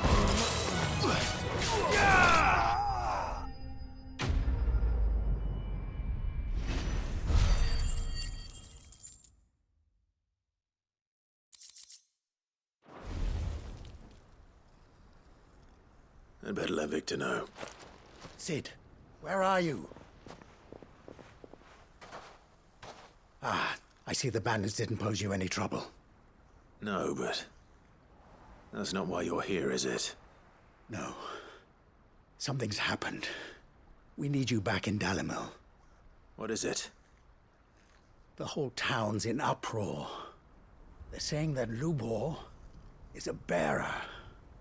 What? Seems that one of our parties wasn't as thorough as they should have been. They let one of the bandits escape, and his escape route took him right through Dalimil. Some of the children spotted him, and he was about to silence them. And when Lubor felled him with a bolt of magic, and without a crystal. But that's not possible.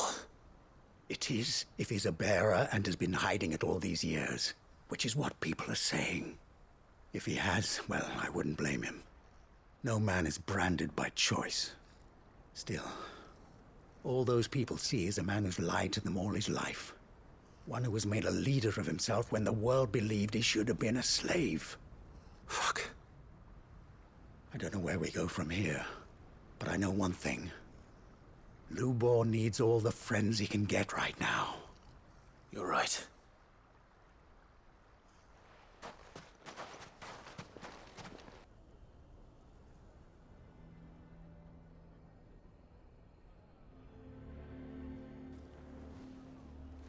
And now everyone knows. I made it a habit to keep a crystal close at hand for just such an occasion. And when that occasion arose, I forgot to reach for it. Well, it was bound to come out sooner or later. We're sorry, Lubor. We tried to keep running, but we just couldn't anymore. There's nothing to be sorry for. I rather enjoyed playing the hero for once. All that matters to me is that you two are safe. Look at him talking to his betters like it's nothing. All lies, I'll wager. Just like the ones he fed us all these years. Once people make up their minds, it's hard to change them. We need to do something, and quickly. Convince the people not to let their prejudices blind them. Convince them that nothing has changed. That their enemy lies outside these walls, not within them. You're right. We should speak to everyone. I'm glad you agree. I'll handle the townsfolk. I'm a Dalmec born and bred. They listen to me. You head to the tavern. Make Conrad and Natalie remember who Lubor really is. They know that Lubor and I are friends. I might not make for the most impartial of interlocutors. Lord Underhill of Randalar's League of Merchants, however, is a trusted and impartial mediator of note. I'll do what I can.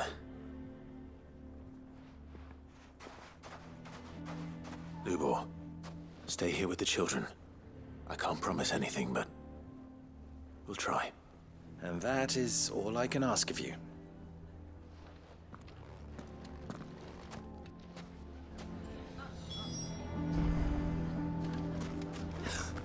Why are you taking the bearers? Why do they always have to make such a fuss? He knew all along that he was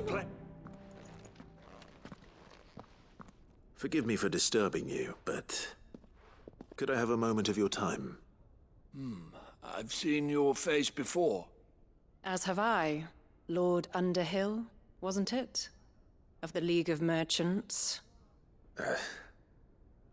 That's right. I wanted to speak to you about Lubor. The rumors that he's a bearer. All true, I'm afraid. He'll never be mayor now. Not if I have anything to do with it. But what of his wares? Bearer or no, his steel is highly valued throughout the Republic. In this, at least, he's done the town a service. Might that not earn him a little leniency? Leniency? He pretended to be one of us when he was laughing behind our backs all the while. I'm sorry, my lord, but he lied to us. He lied to you. He cannot be trusted. So what do you propose? Will you drive him from his home? Close his forge? Perhaps. That is a question for the people of Dalimil, and they will thank you not to get involved.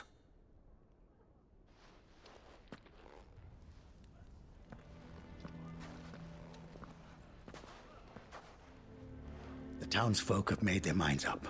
There was nothing I could do. Nor I. Conrad and Natalie refused to consider anything but their own wounded pride.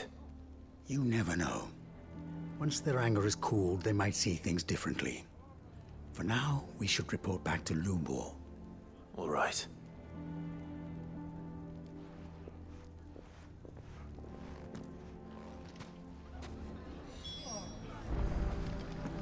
Why the hell would Victor take the bearer's side? I assume the situation is hopeless? There's still hope. But...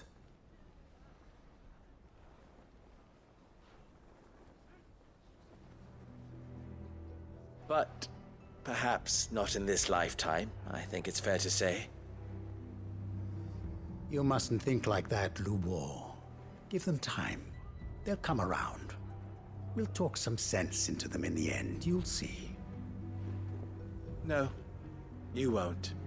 And your efforts would be better spent elsewhere. But Lubor... Rosina would often tell me that steel does not lie, that a blade is a reflection of the smith who forged it. To yourself be true, that was her point. Rather an ironic one when you consider that her life was taken with a blade of her own making.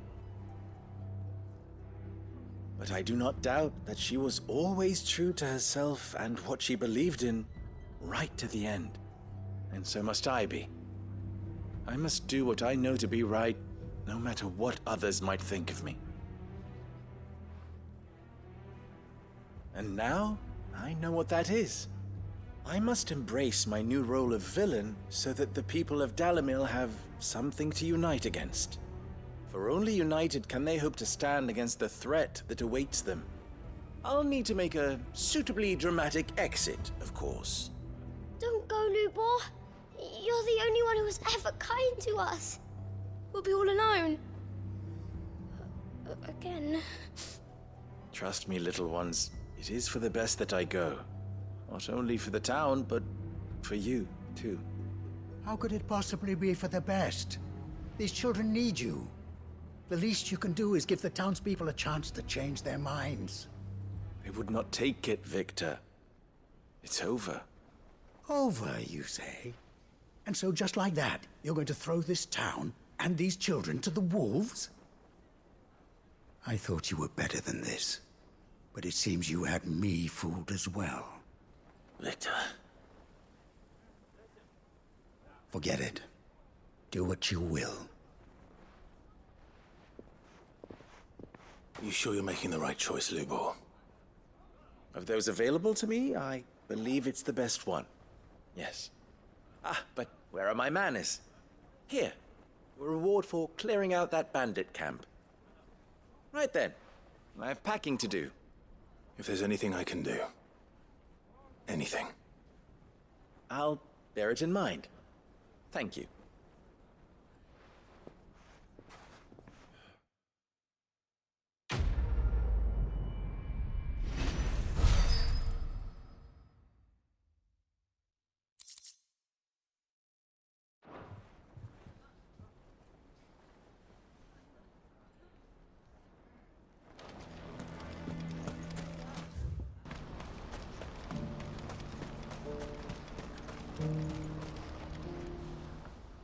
Clive, you'll be pleased to know that the negotiations are progressing well.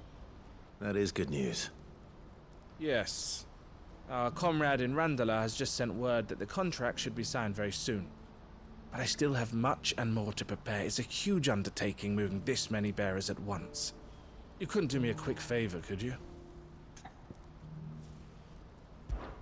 What is it this time? More wild beasts? Nothing like that. I just need you to go over to the caravans and ask El how long we have until the bearers arrive. Find out exactly how much faster I need to get all these supplies moved. All right. I'll go and ask. Thanks, Clive. I owe you one.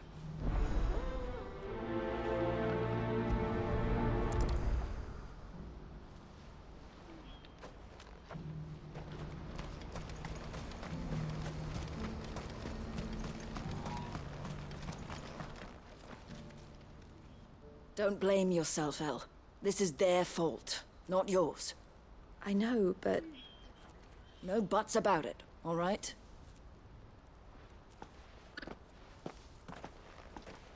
Is something wrong? Vonnie came to give me a message from our intermediary. The talks with the Republican Army have fallen through. They've reached an agreement with the Silver Peak Consortium instead. Though prices have fallen of late, we deliberately offered above the going rate to try and deter other bidders. But the Consortium offered double what we did, and the Army jumped at the chance. And you had no opportunity to make a counteroffer? None at all. And we were so close. El? What's happened? I saw Vonnie leaving. She didn't look happy. And with good reason.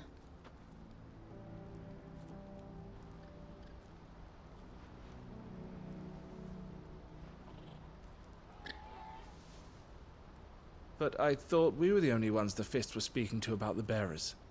How did the Consortium even find out about this? It's not so surprising. They have ears all over the Republic.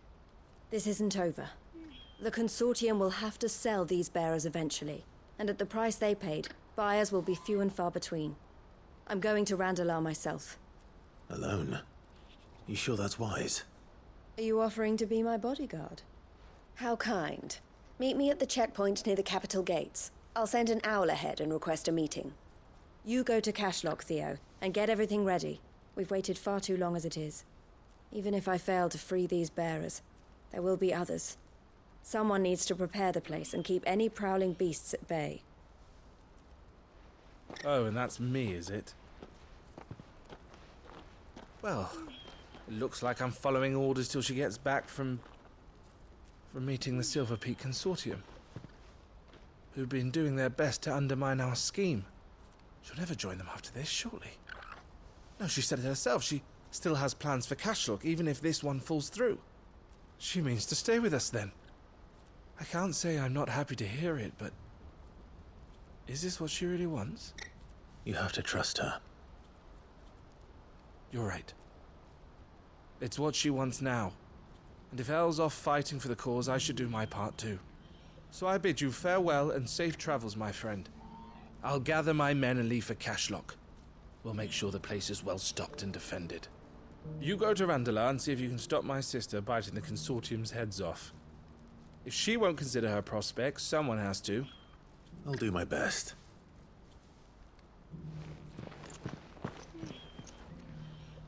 All right. To Randalar, then. And better not keep Eloise waiting.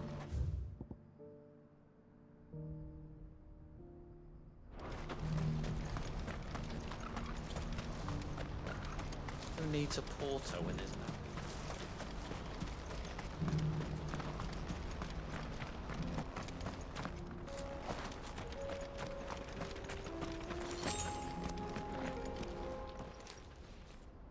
I hope I didn't keep you waiting. Did you arrange to speak with the Consortium? Here they are now. You wish to consult with me? I did. It's about the bearers you recently purchased from the Fist. We had all but finished making arrangements to buy them ourselves, and then you stepped into the fray. You misunderstand. The Consortium had an interest in purchasing them from the very first. It was only our regard for you that kept us from bidding. But your hesitancy in accepting our offer to you suggested that the regard was not mutual. And so we resumed our business. I did not hesitate. I am simply not inclined to make such decisions without first giving them due consideration. But what is done is done. Come then. How much do you want for them? Alas, you are too late yet again. We rarely take on such unconventional merchandise without a purchaser in mind. The bearers belong to him now. Who is your buyer? A trader from across the water. A most demanding fellow, if it's any consolation. He insisted the bearers be fed, dressed, even given their own bunks for the voyage over.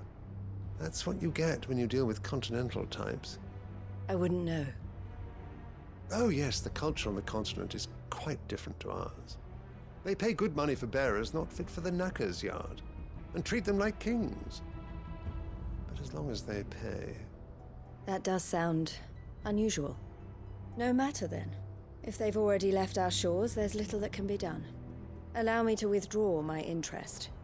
And with it, my interest in joining your organization. My associates will be sorry to hear that.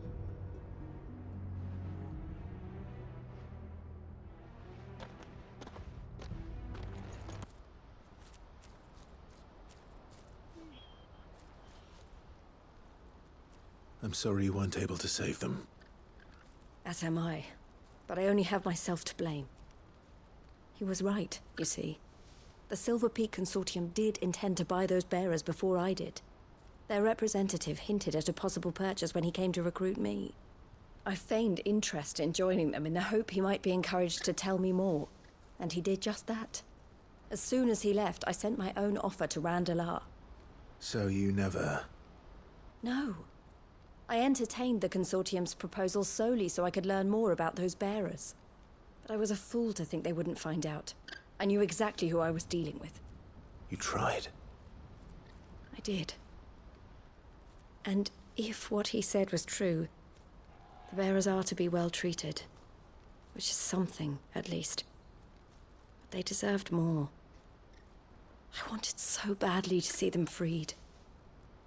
Eloise! Eloise! Word from Cashlock. The village is under attack. A pack of beasts have come down from the mountains, and there's a dragon at its head. Theo and the others are trying to hold them off as best they can, but the odds are against them.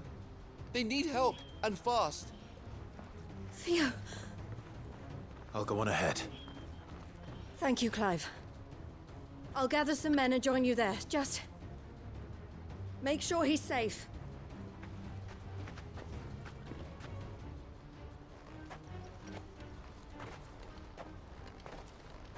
Hold on, Theo.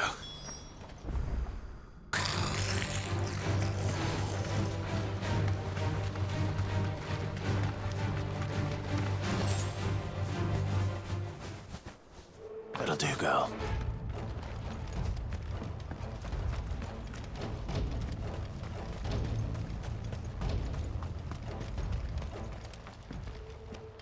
Where's Theodore? Upriver! He led the dragon that way to keep it from the village, but the whole area's flooded with ether.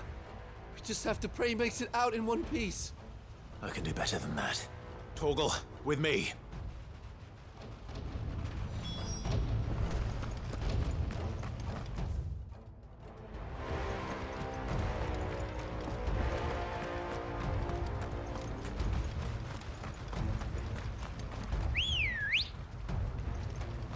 Good girl.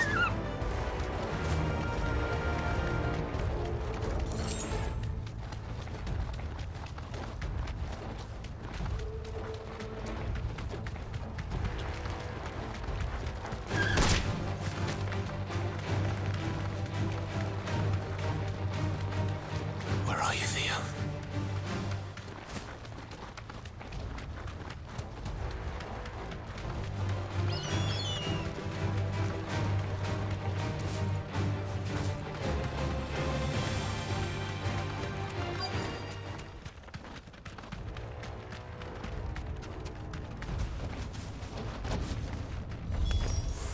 Damn it. The ether's too thick. These creatures have already turned.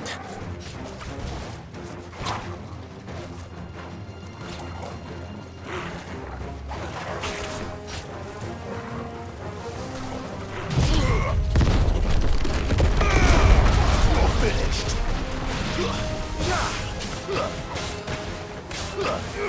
This one. Attack!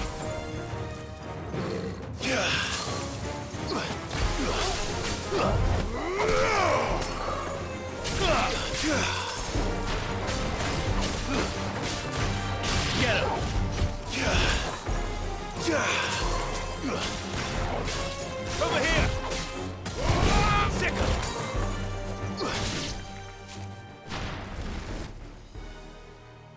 I can't waste any more time. I need to find Theodore before that dragon does.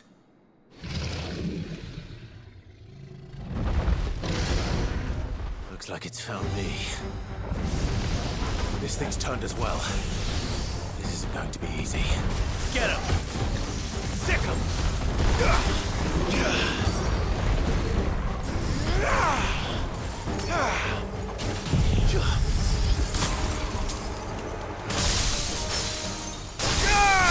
All yours, Torgal! Go for it! Get him!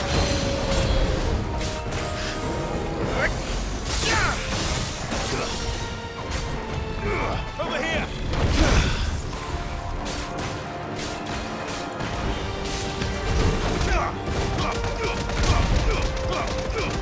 Torgal, kill!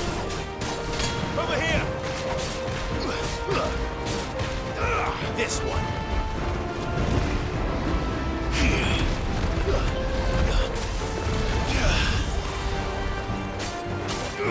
Attack! Get him! Go!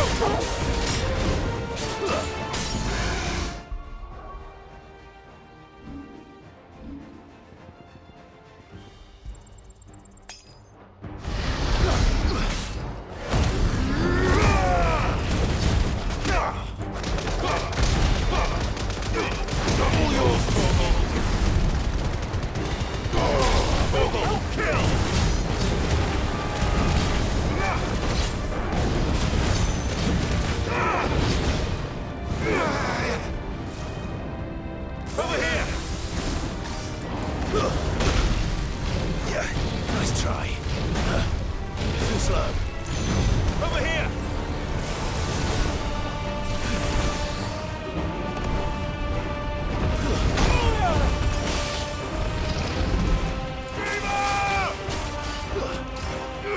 This one.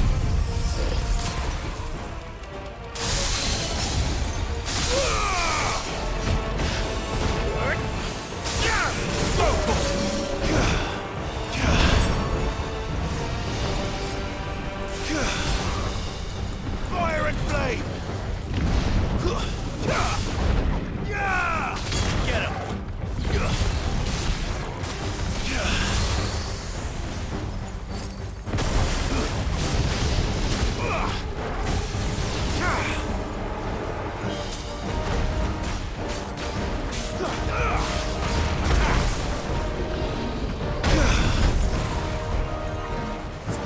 There's a good boy.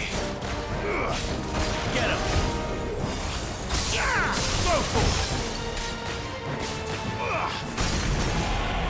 Get him!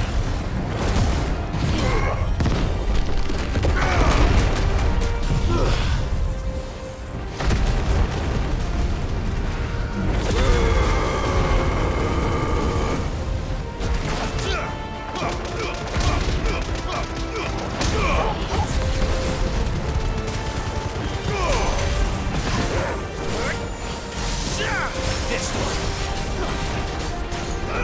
Go for it.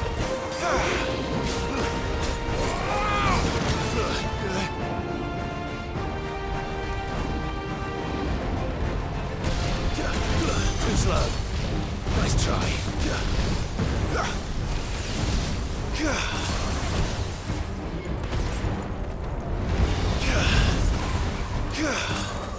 Get him!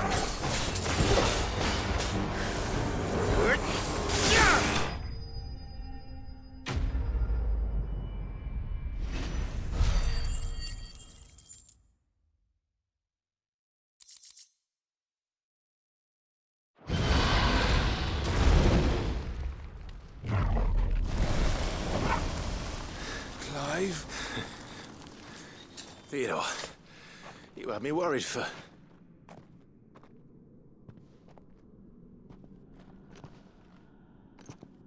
We have to get you out of here.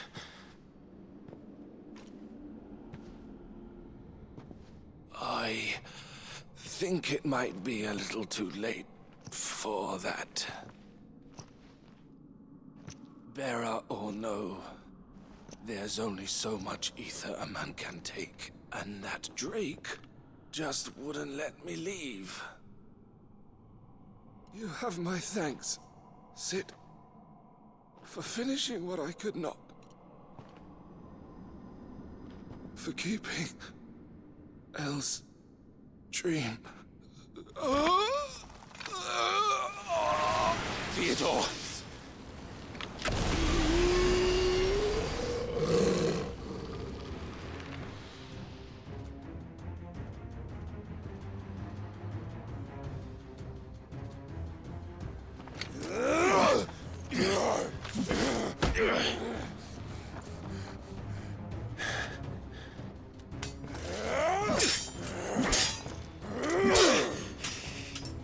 Don't make me do this.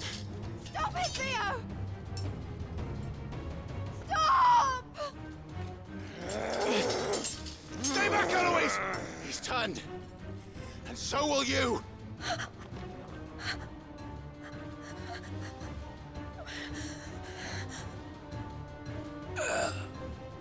Elle. Theodore.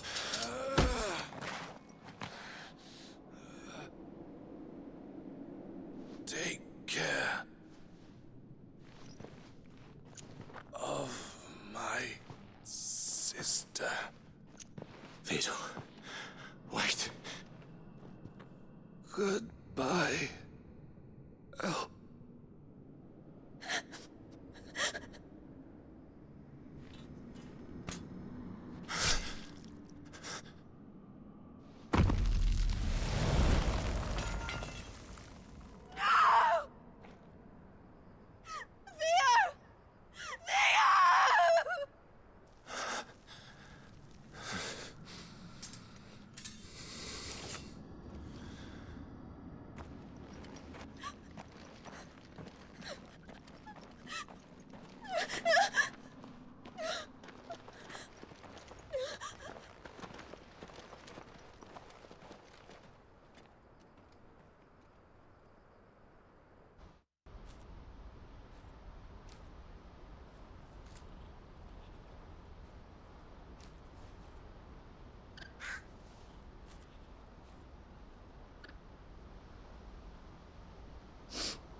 Thank you, Clive.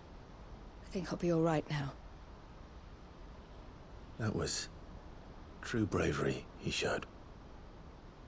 Leading the dragon away from the village like that. His first instinct was always to protect people. To put others' well-being before his own. And now he's gone. Because I sent him to that place, against his will. It wasn't against his will. He was ready to do whatever it took to show you he could stand on his own. So that you would finally be free to live your own life. To live my own life? He never could come to terms with the choice I made. What exactly happened? You once told me Theo was the first bearer you ever helped.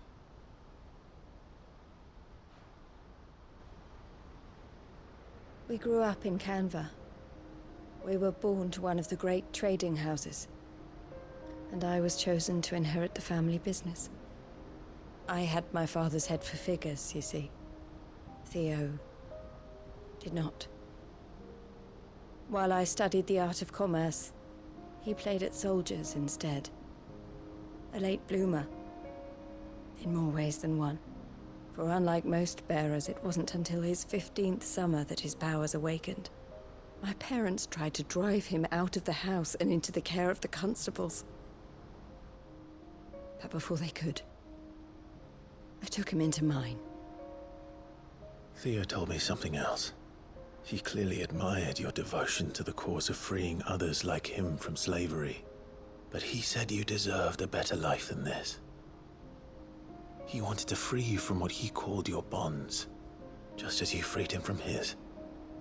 I would be lying if I said I had not wondered from time to time how much easier my life might have been if I had allowed Theo to be taken.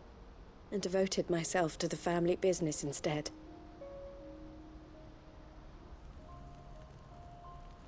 But I have never regretted the decision I made. Being with my brother meant more to me than tradition or reputation. I only had to look at him to remind myself of that night and the choice I made, and the fact that I would make the same choice again in a heartbeat.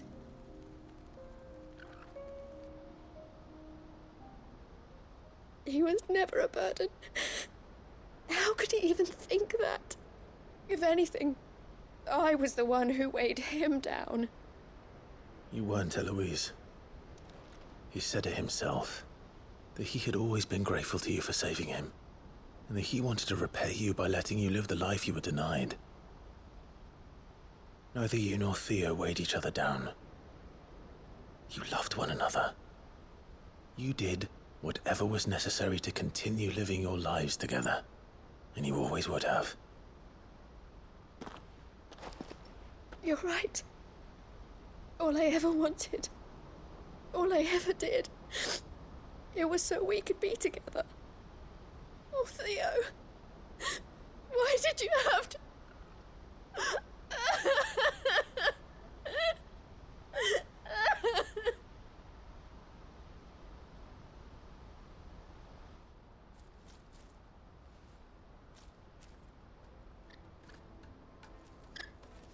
I know Theo wanted me to move on, but I'm staying here at the Crimson Caravans to continue our work. We can make a difference here. We can help people, save them. I need nothing more from life than that. So I'll carry on doing what we do, ensuring that goods, people, bearers get where they need to be, bringing smiles to people's faces just like we always have, and to Theo's. Wherever he is. This is the life I have chosen. The life I will always choose. I've made a choice of my own. To continue helping you however I can. Whenever you need it. Thank you, Clive. Let's go on together then. For Theodore.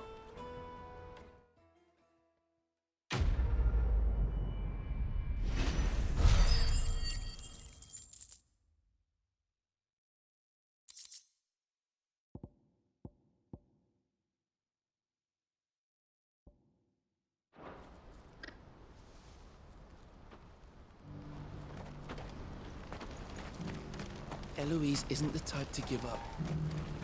What?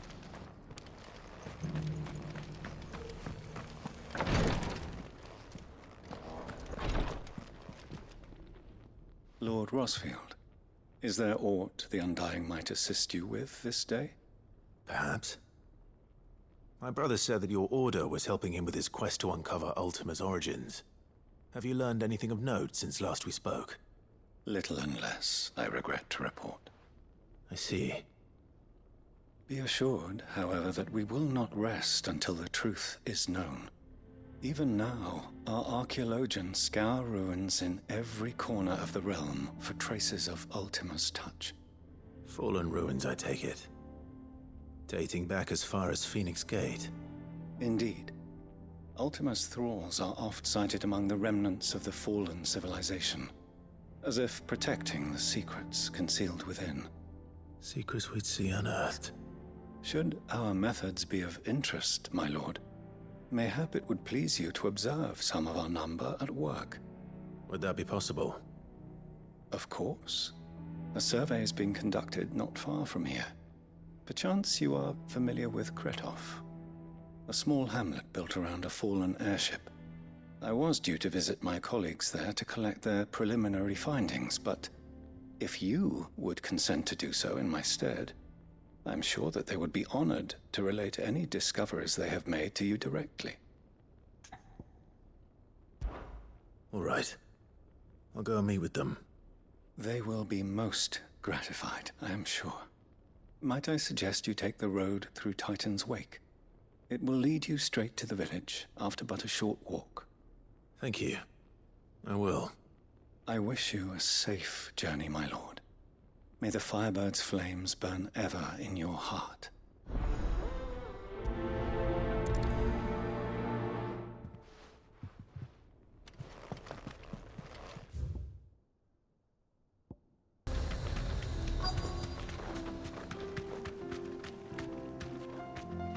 Thanks, girl.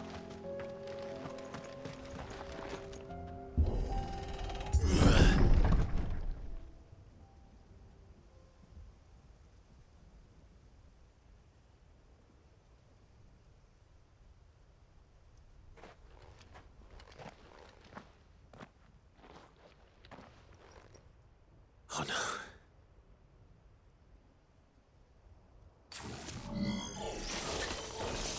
You'll pay for this. There may still be survivors.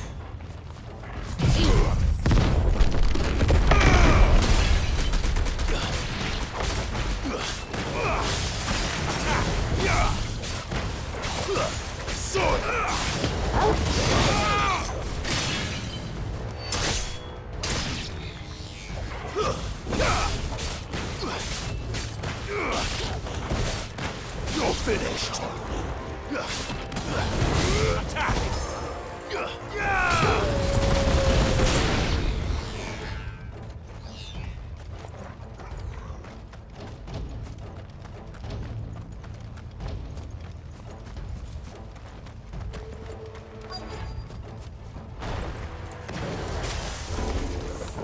Whatever that thing is, say it's their leader.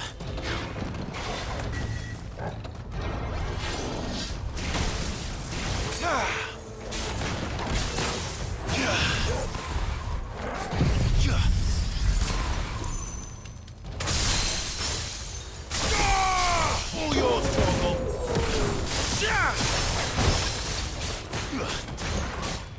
Get him. Go, Torgal.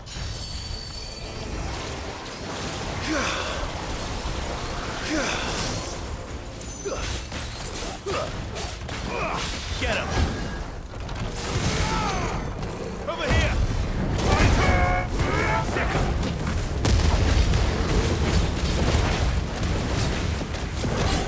This one. All yours, Torgal.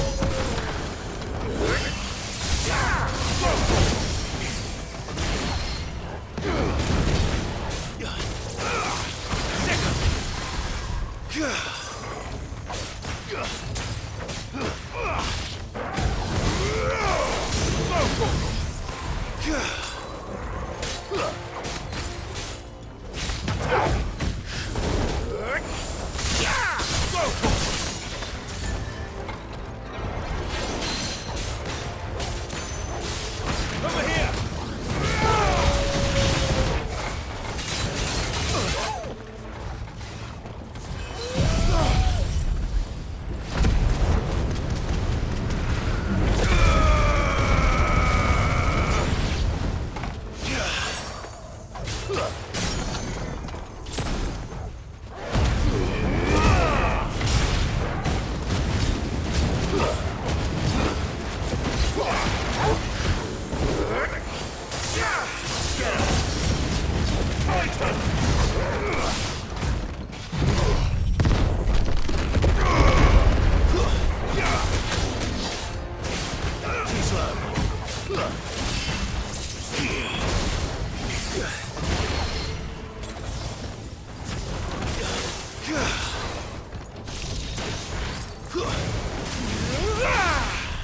It's over.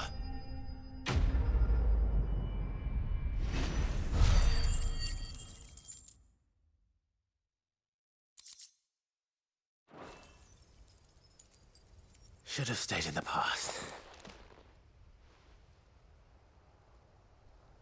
These must be Cyril's colleagues.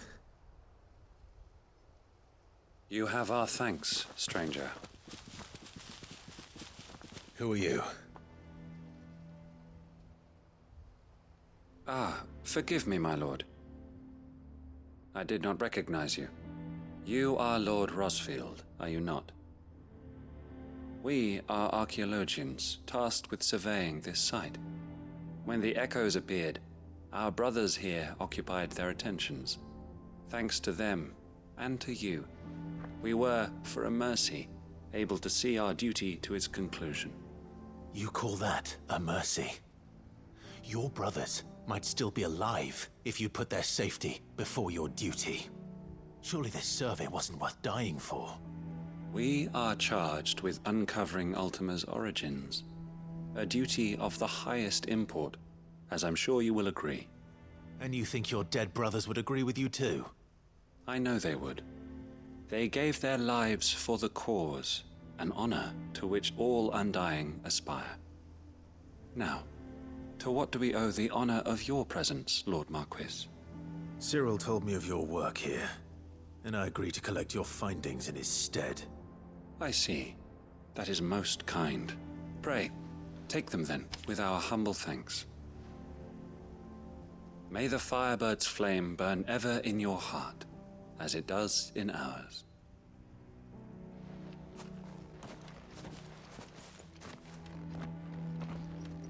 It's one thing to lay down your life for another, but for a survey... I suppose I'd better get this back to Cyril.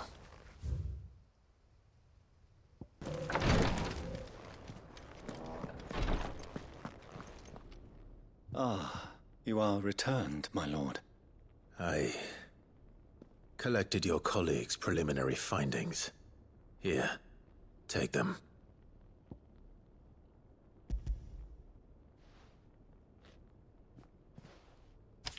My thanks. I shall study them, and inform you forthwith if I discover aught that might aid you in your fight against Ultima. Cyril, your survey party suffered several losses in Kretov. Losses which could have been avoided, had the others not chosen to complete their work, instead of saving their friends. Were these your orders? No. This was their choice. Every Undying devotes his life to the service of the Phoenix.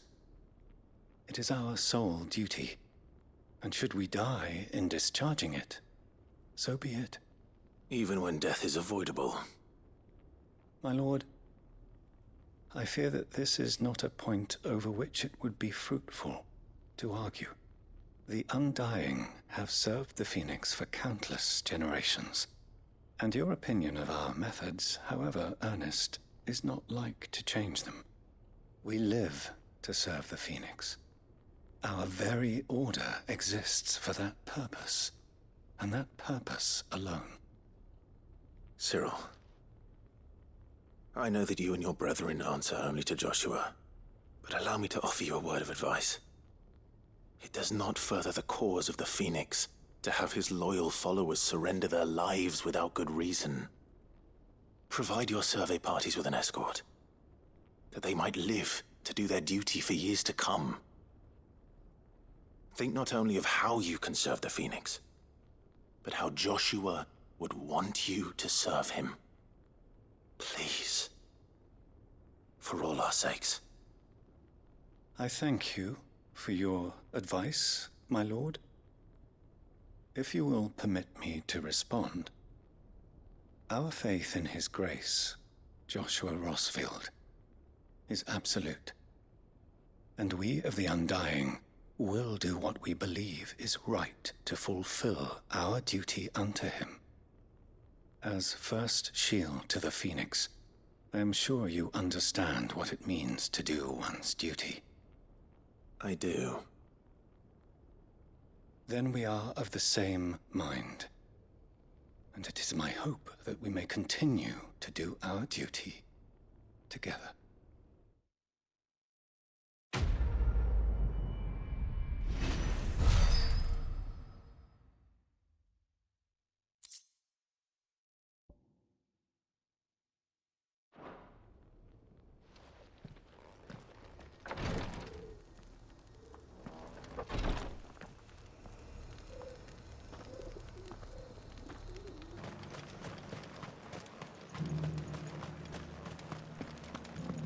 There were ghosts at the gates not days ago.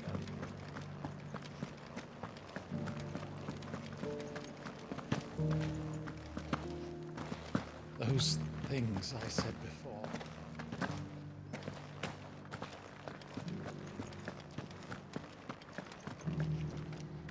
Oh, Clive. What am I to do? My wards and I may soon be without a home. What's happened? The High Cardinal has descended from his lofty throne and taken up residence here in Northreach. The High Cardinal? Leader of the Council of Elders, second only to his Radiance at the head of the Imperial government. Not that any of those things still exist. Now he goes by his noble title, the Duke of Oriflamme. And what does he want with Northreach? He wants to transform it into a military stronghold, a foundation upon which to build a new Sambrec. He's already secured the support of the various army remnants, with promises that they shall be afforded the respect they deserve in his empire. One built on the confiscated property of the people. He would rob the populace to pay for it.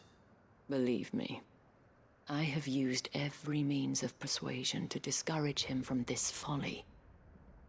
But for whatever reason, he will not listen to me.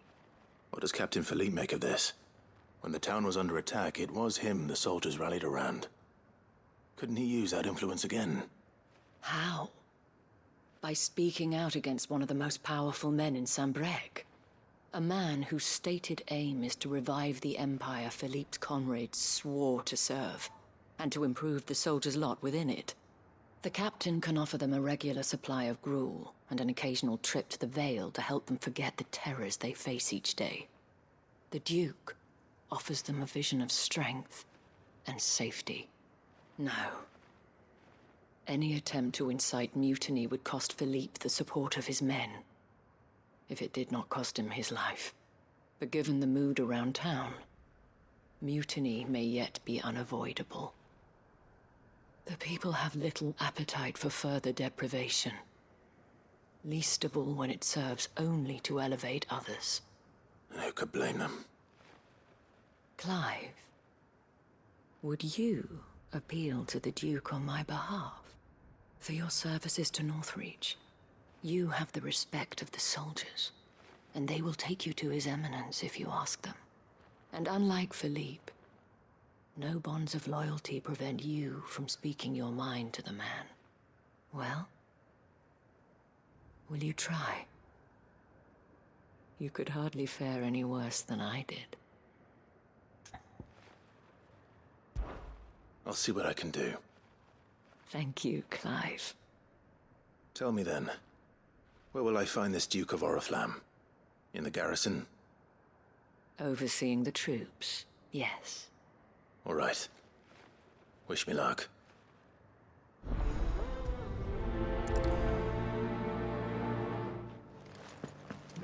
I may have met this Duke before, at the Remembrance Ceremony.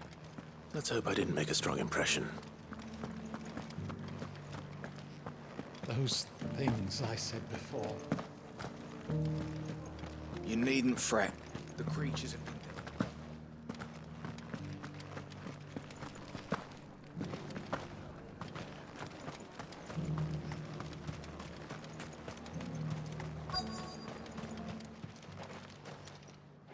Halt!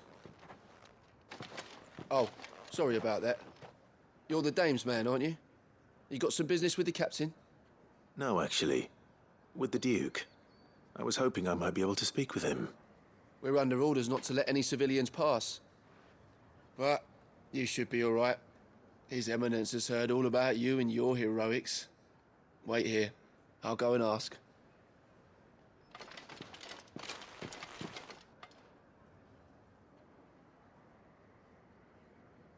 So, you are the sellsword who lent his aid to the garrison. The Empire owes you a debt, and I shall see it repaid. But tell me, is it wealth that you seek, or favor? Neither, Your Eminence. I thought only to inquire about your plan to turn Northreach into a stronghold. Ah, I see. You are worried the expanded garrison will render your services redundant. Yet you needn't be. A proud fighting man like yourself shall always have a place here. Pride of place, in fact.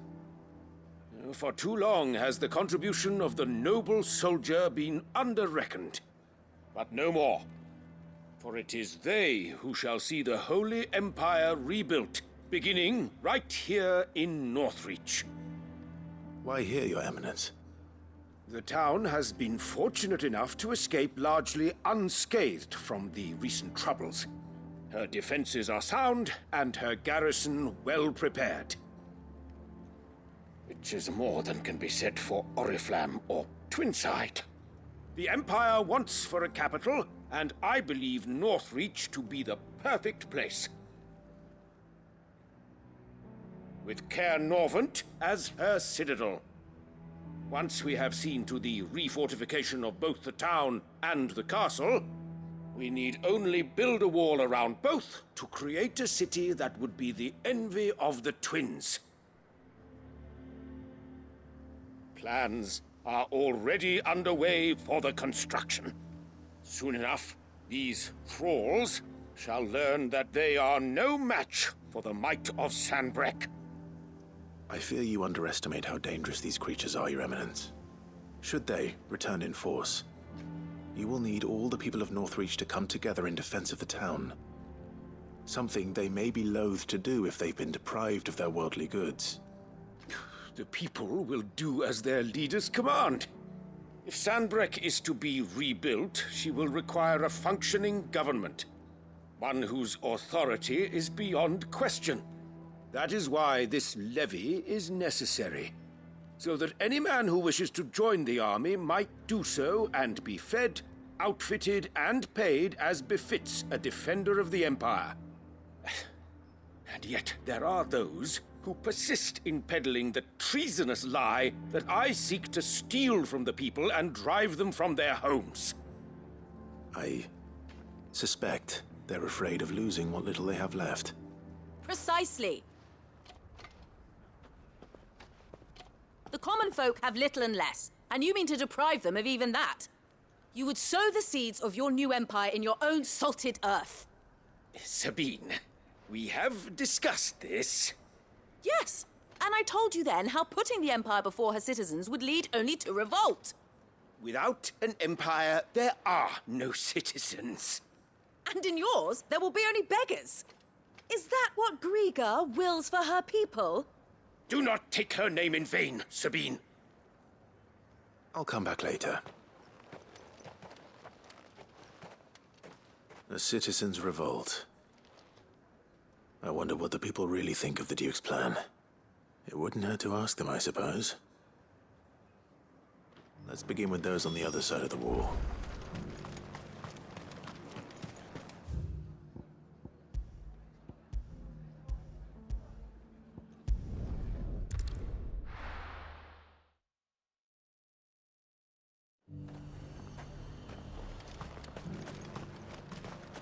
I got peppers to numb your tongue. I put fire in you.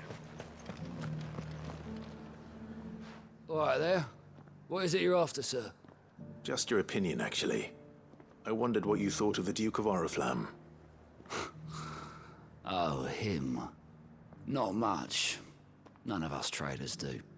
It's thanks to nobles like him that we had to set up shop this side of the wall in the first place. Couldn't have the rabble getting any closer to the holy capital, could they? And now he's trying to drive us out completely, threatening to take everything we got from us if we don't clear off. If the dame said she wanted him run out of town, I'd be straight through that checkpoint, tar bucket in hand.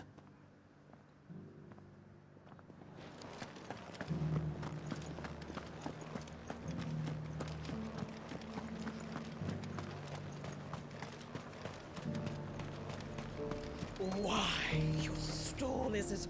I've been hearing a lot of talk about a certain Duke. Nothing good, I'll wager. Going around acting like he owns the place. And with hardly a word to the dame. This is her town, not his. I take it you'd rather she was in charge. As far as I'm concerned, she still is. Just need his eminence to sod off back to Oriflamme.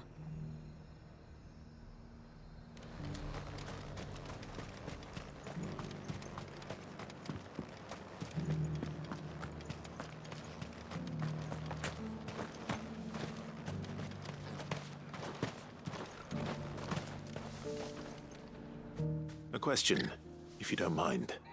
What do you think of the Duke of Oriflamme? Don't get me started. You build a life for yourself somewhere, only for some noble to turn up and tell you you've got to hand it all over to him. If he thinks his name and his chains give him the right to empty our purses, he's in for a rude awakening. We'll do whatever it takes to keep what's ours. Whatever it takes. Well, the people seem united enough. What about the soldiers?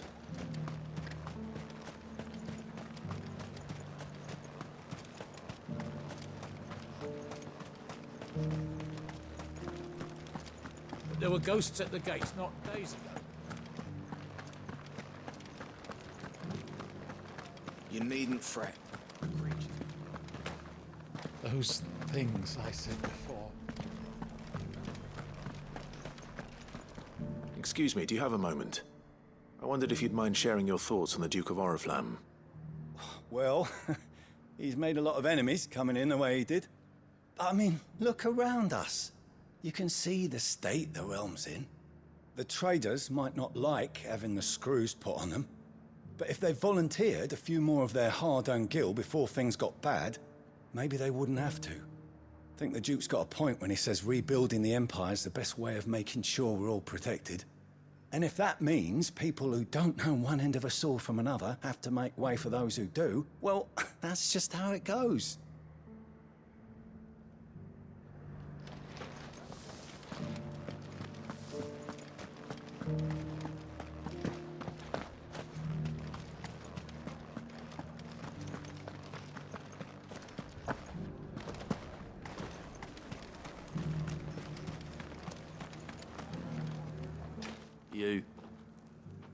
You're the one who was talking to His Eminence. On the Dame's behalf, yes. I was trying to persuade him not to take the people's goodwill for granted, but it seems my words fell on deaf ears. What do you think of his plans? I'm a soldier, mate. He tells me what to do, not the other way round. Listen, I've got nothing but respect for the Dame, but I've got a family to look after. That's where my loyalties lie, not with the town or the Empire, but with my wife and children. If the Duke can get us the men and the equipment we need to fight off those blue-skinned bastards, I don't care how he does it. I left everything in the capital. Sabine, you are embarrassing me. You're embarrassing yourself. I hear the Duke of Oriflamme plans to turn this town into some sort of fortress. Do you think that's a good idea? It's not for me to say. All I know is that unless the Emperor orders me otherwise, His Eminence's word is law. Look, no one likes all these taxes and tariffs, but empires don't come for free. Once Sandbreak is back on her feet, we'll all reap the benefits. Let's see what Philippe makes of all this.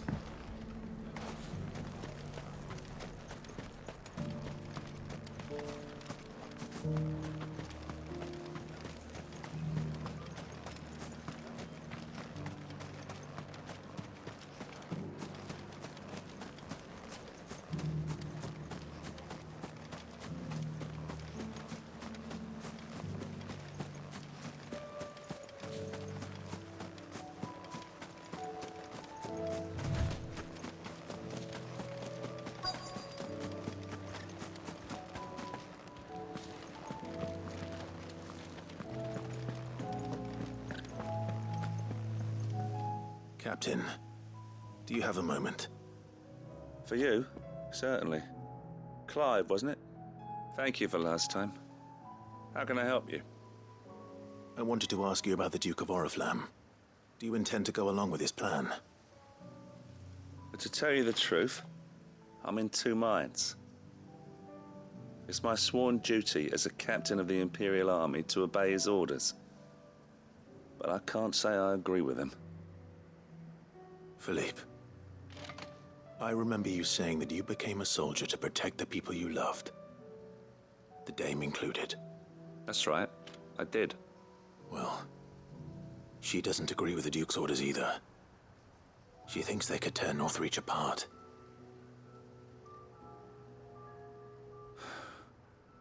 And she's probably right. Thank you, Clive. I know what I need to do now. Protecting the people I love is what matters. Doesn't matter how. Well, duty calls, so I better go. Thanks again.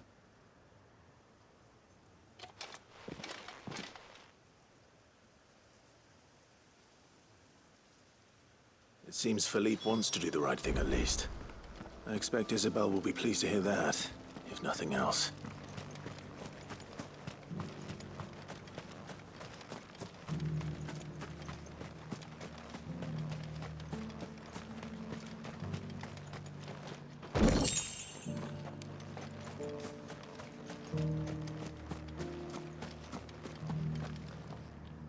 Ah, Clive.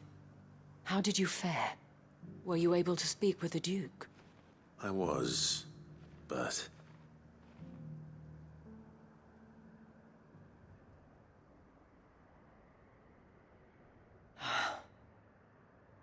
So Northreach is to be a fortress after all. Well, it will certainly help to hold back the thralls. There's no denying that. Though I doubt it will come as much consolation to the townspeople whose worldly goods are confiscated to pay for it. They deserve to be heard, Clive. To have a say in this new empire the Duke means to build. Sadly, His Eminence values their obedience more than their opinions, and hopes to reassert the authority of the state. I fear he sees the people as mere pawns on his chessboard to be sacrificed for the greater good. Needless to say, they themselves are of a different opinion, and would rather their destinies were in your hands. The soldiers, meanwhile, are content to follow their orders. And not just because of the Duke's rank, but because of his vision.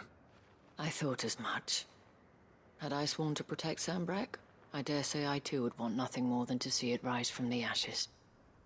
Thank you for trying. But the battle is lost.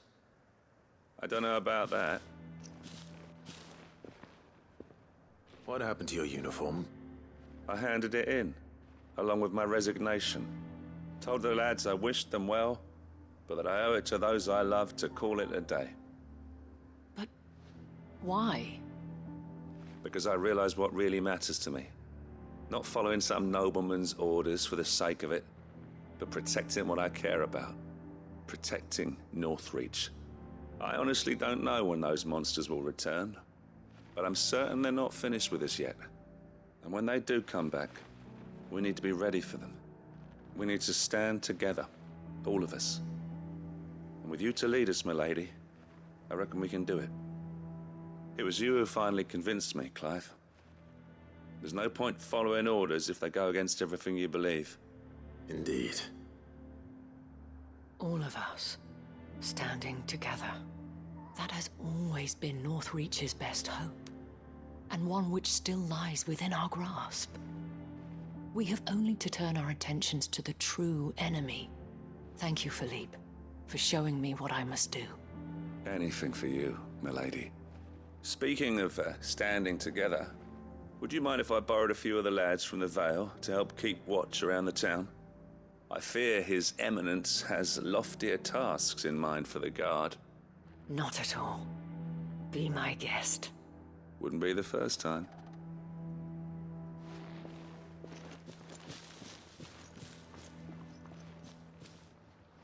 There may be hope for Northreach yet. Especially with men like you and Philippe to champion our cause. I, for my part, shall continue to work upon the Duke, in the stubborn belief that I might still tempt him into joining hands. But I suspect I shall have to call upon your aid again. Until then, Clive. Until then.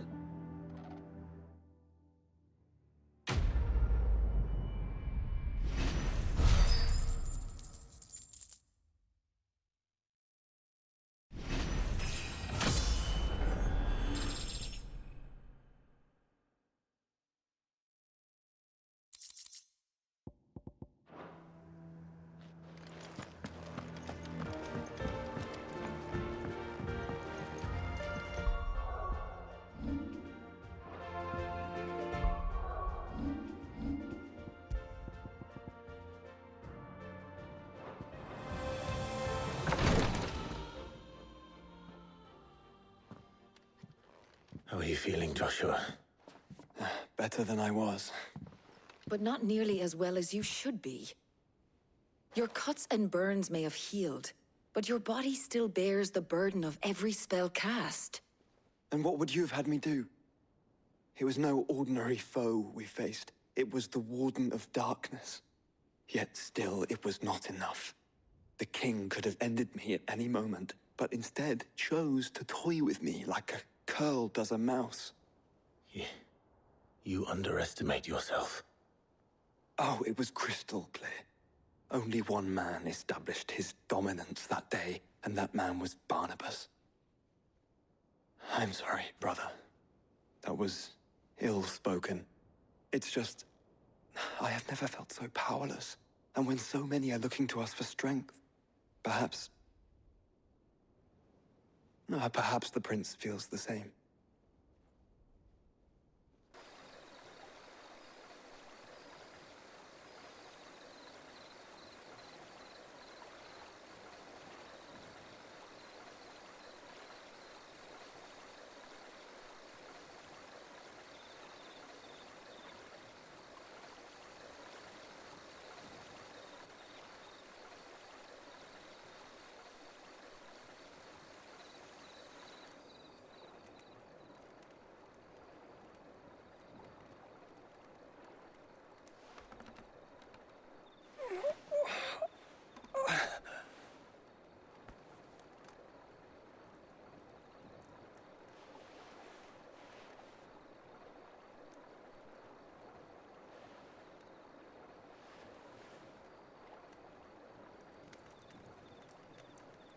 What is this place?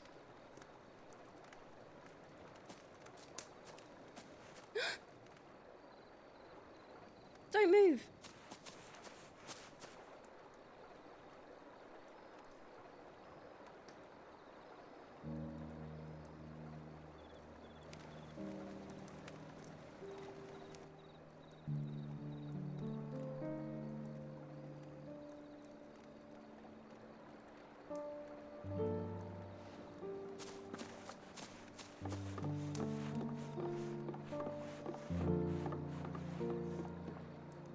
Here, it's fresh from the well.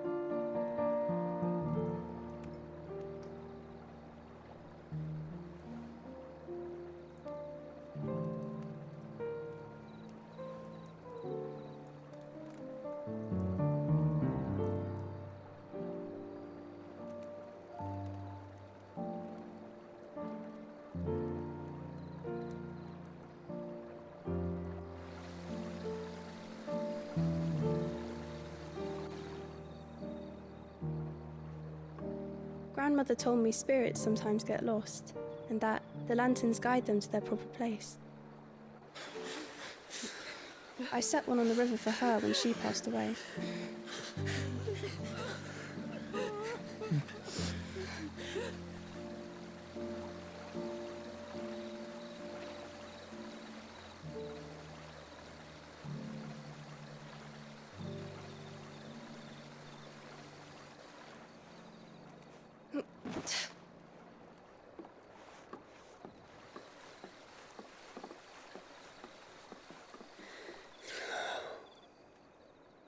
The fiend works from the shadows.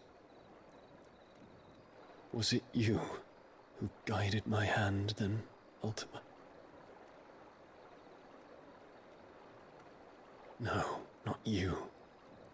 This is my doing, my fault, my sin to bear. And for it, I must atone. Your hurts are healing nicely. It was my poultices that saw you well. You make them? And sell them, or try to. Earns me enough for bread, most days. Forgive me. I have nothing to... I know, but I couldn't just leave you lying there.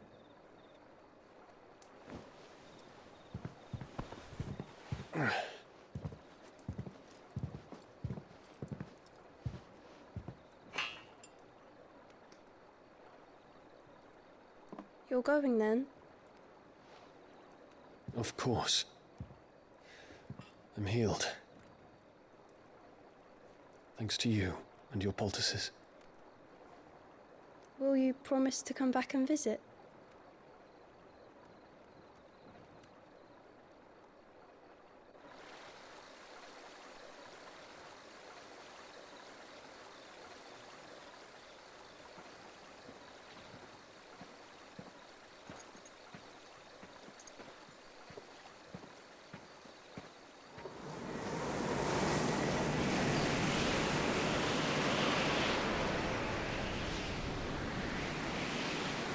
Well, Phoenix, it would seem that I owe you my wings.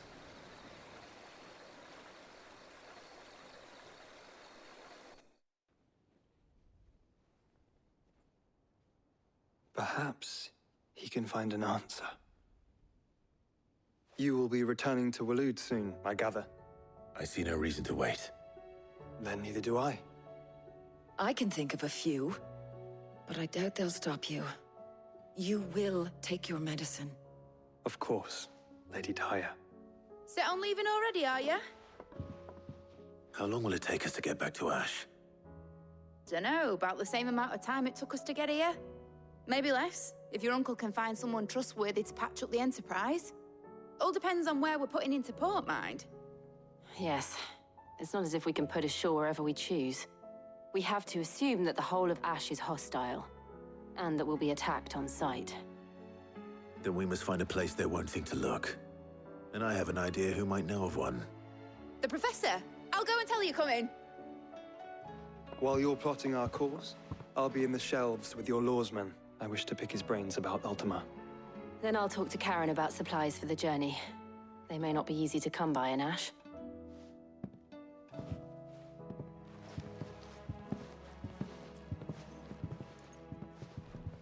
Your brother's body won't take much more of this recklessness. You know that, don't you? I do.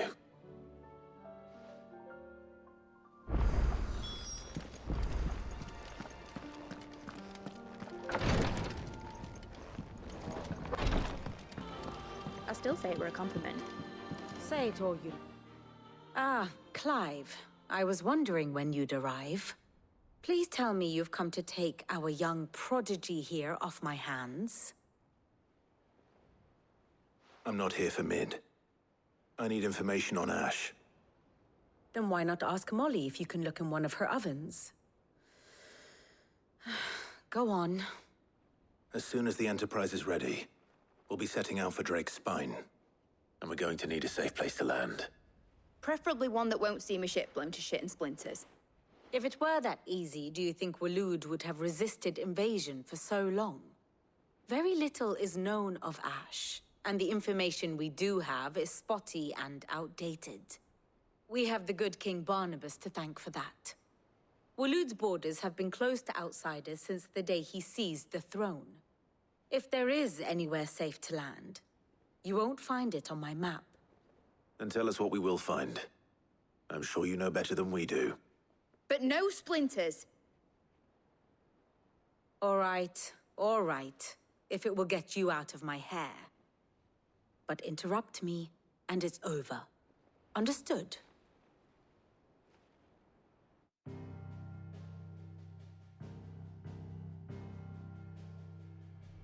Barnabas Tharm, the one they call the Last King.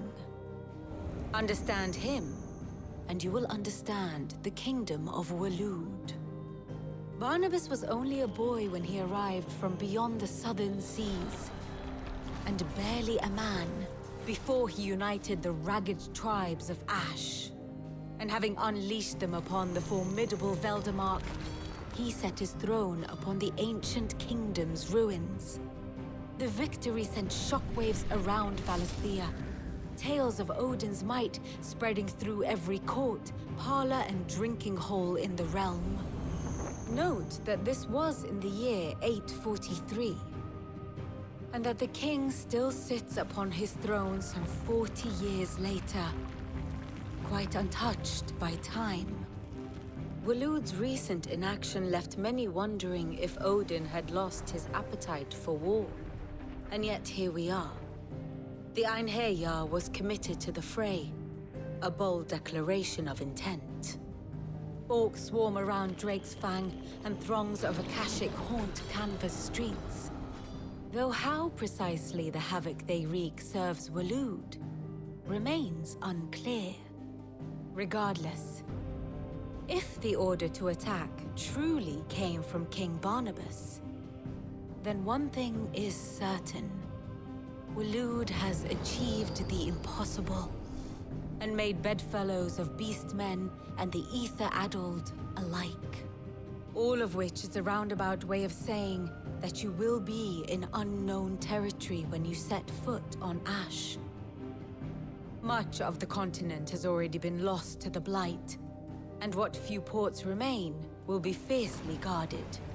And that is to say naught of its natural defenses. Offshore currents will cast an ill-equipped ship out to sea one moment, and dash it against the rocks the next. But then the Enterprise is anything but ill-equipped. And Mid has made land there before. Now, if only there were someone with an intimate knowledge of the Shadow Coast, and where a daring gentleman might put ashore.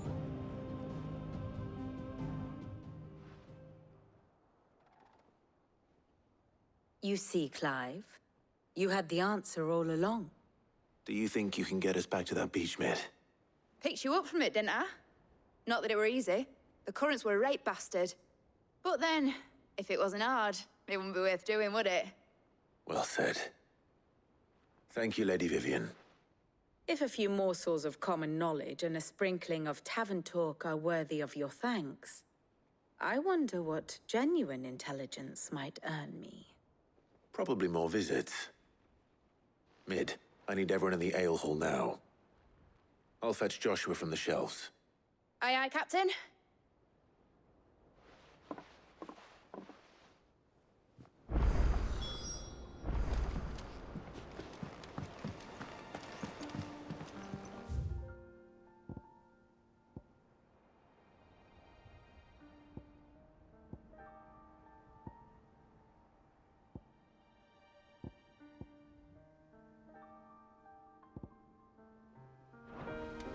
How do you split the sea, you reckon?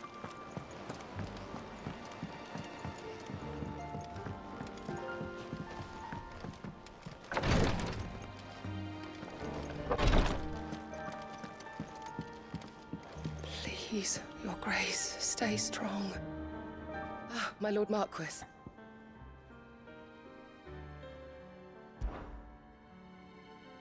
Yotei, is anything the matter? You seem troubled. Perhaps I might be able to help. My lord. Yes. Perhaps you might. It's your brother. His condition continues to worsen, though he does his best to hide it. The lesion on his chest pains him more with each passing day. I had feared as much. There are certain elixirs which can ease the suffering of those afflicted by the curse, but... But His Grace's case is severe.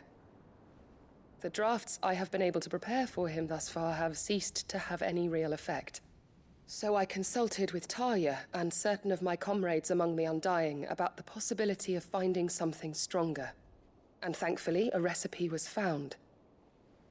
The only problem being that the critical ingredient is exceptionally hard to come by, and our supplies are almost exhausted. Unless we can secure more soon, your brother's anguish will likely become unbearable.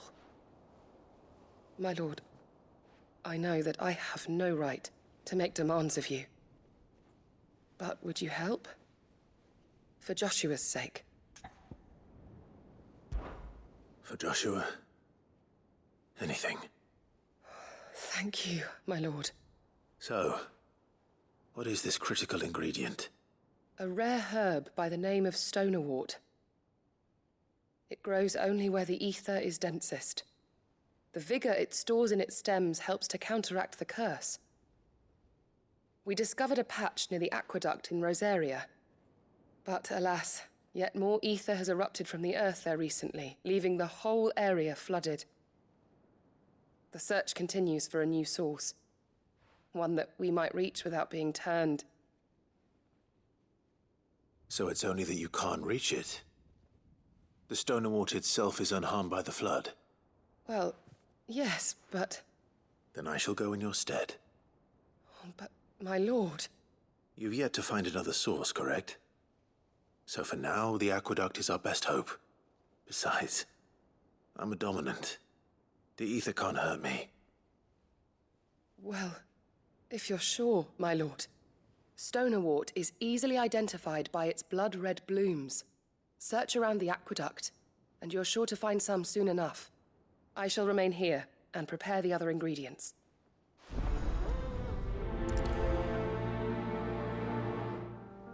I had only thought to ask for your assistance in finding a new source of Stonerwort.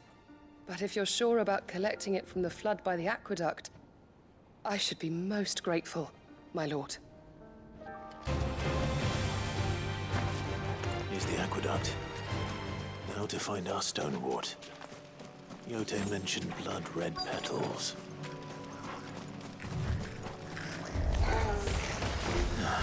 Just my luck. Well, I won't be picking anything till they're gone. There's only one thing for it.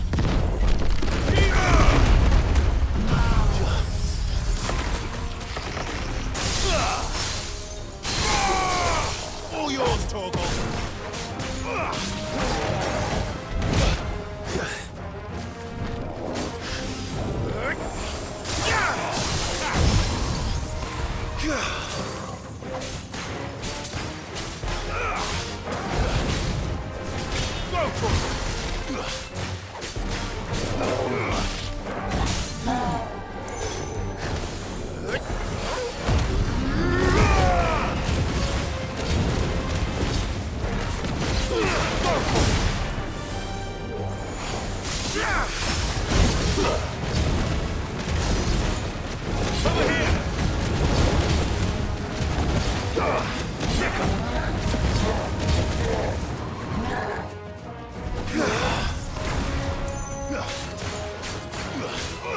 This one.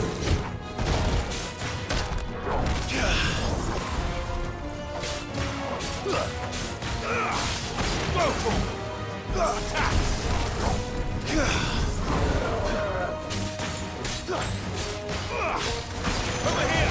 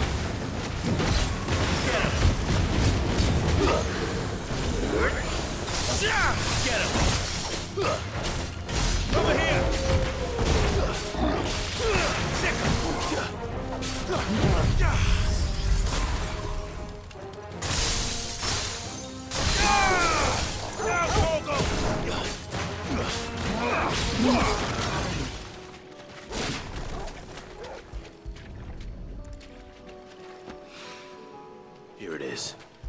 Better collect as much as I can before reinforcements arrive.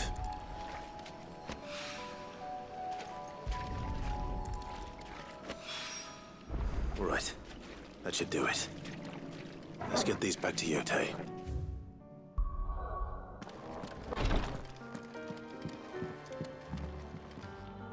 Yote, I brought back all the Stonerwort I could find. Will this be enough?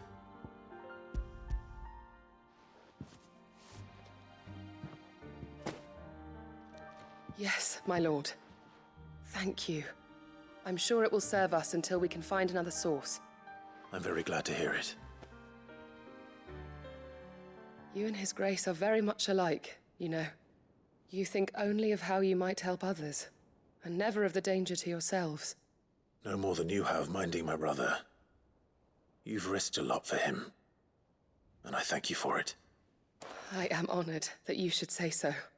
But I beg you, my lord, do not give too much of yourself for the sake of others.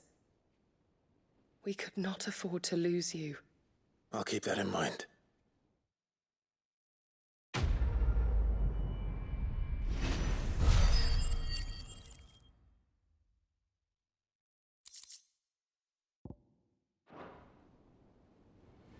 You and your brother really are alike, my lord. Though selflessness is a virtue, I beg you, please take more care of yourselves.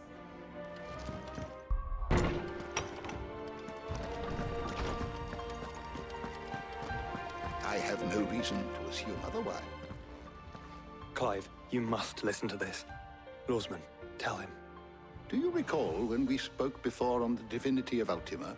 Well, it inspired me to delve deeper into the subject. And what I discovered appears to agree with the findings of His Grace. You will recall that my quest to uncover Ultima's origins began with the mural at Phoenix Gate. But while I've always known it to be important, its secrets have heretofore eluded me. Now, however, I believe I know where to find the more complete example. One that will reveal all we seek. Master Clive, have you ever in your travels chanced to hear of the Circle of Malleus? I would think not, if you have. But there was once a time when the faith flourished, the oldest known religion in the Twins, and though its popularity eventually waned on Storm, hints of its dogma remain embedded in more modern faiths such as the Crystalline Orthodox. Wait, you said it waned on Storm. What of Ash? Religious monuments are often torn down or repurposed when new faiths rise to prominence. But if no new faith arose, then perhaps the ancient temples might still stand. And so, you see now why I must accompany you to Waloed.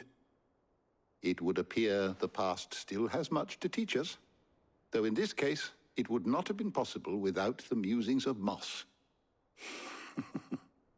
To think that you carried a copy of my old mentor's chronicles all along. I am relieved to discover it in good hands. I shall guard it with my life. Joshua, if you're finished here, join me in the ale hall. I need to speak to everyone before we leave. Right away.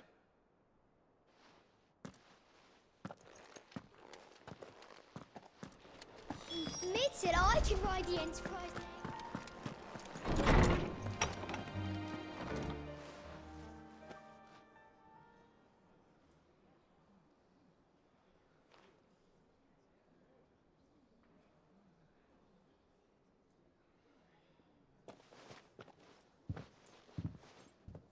My apologies. By now you've all heard where we're going and why. So I won't bother you with the boring details, only the important ones. If we attempt to approach Stone here by sea, there's a good chance we'll be sighted and fall prey to the capital's artillery. So instead, we'll disembark on the southwest coast and make for Drake's Spine on foot. I say we, but it's highly likely the entirety of Ash is under the rule of Ultima. A large party would only attract unwanted attention, as well as slow our march and require supplies which may be difficult to obtain. Only Joshua and I will be going. And a scout. Preferably a good one. Gav, do you know of any? You bet your ass I do. Might still borrow some of Lady Vivian's maps, though. Just in case, like. Once you've dropped us off at the Shadow Coast, you need to retreat into neutral waters, fly merchant colors, and stay inconspicuous. If you sense any danger at all, you leave us behind and return to Storm. Inconspicuous is my middle name. But like hell am I leaving anyone behind. The ship ain't going nowhere till your scurvy mugs are smiling on deck. Jill, the Enterprise will appear a tempting target for royalists and pirates alike. You're to stop anyone boarding. Don't worry. I'll keep the ship and her crew safe. You'll be needing passage home, after all. But... very well. If there are no questions, I'll see you all at the docks.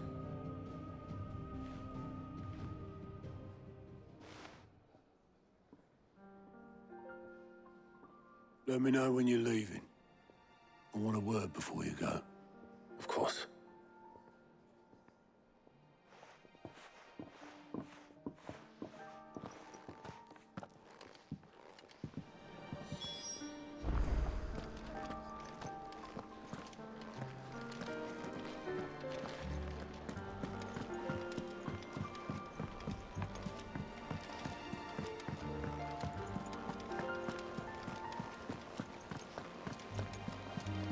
split the sea, you reckon? Is something wrong? Not at all. Honestly. Can't a man wish his friend farewell? Just wanted to let you know that I'll keep things in order while you're off saving the world. I'll hold you to that.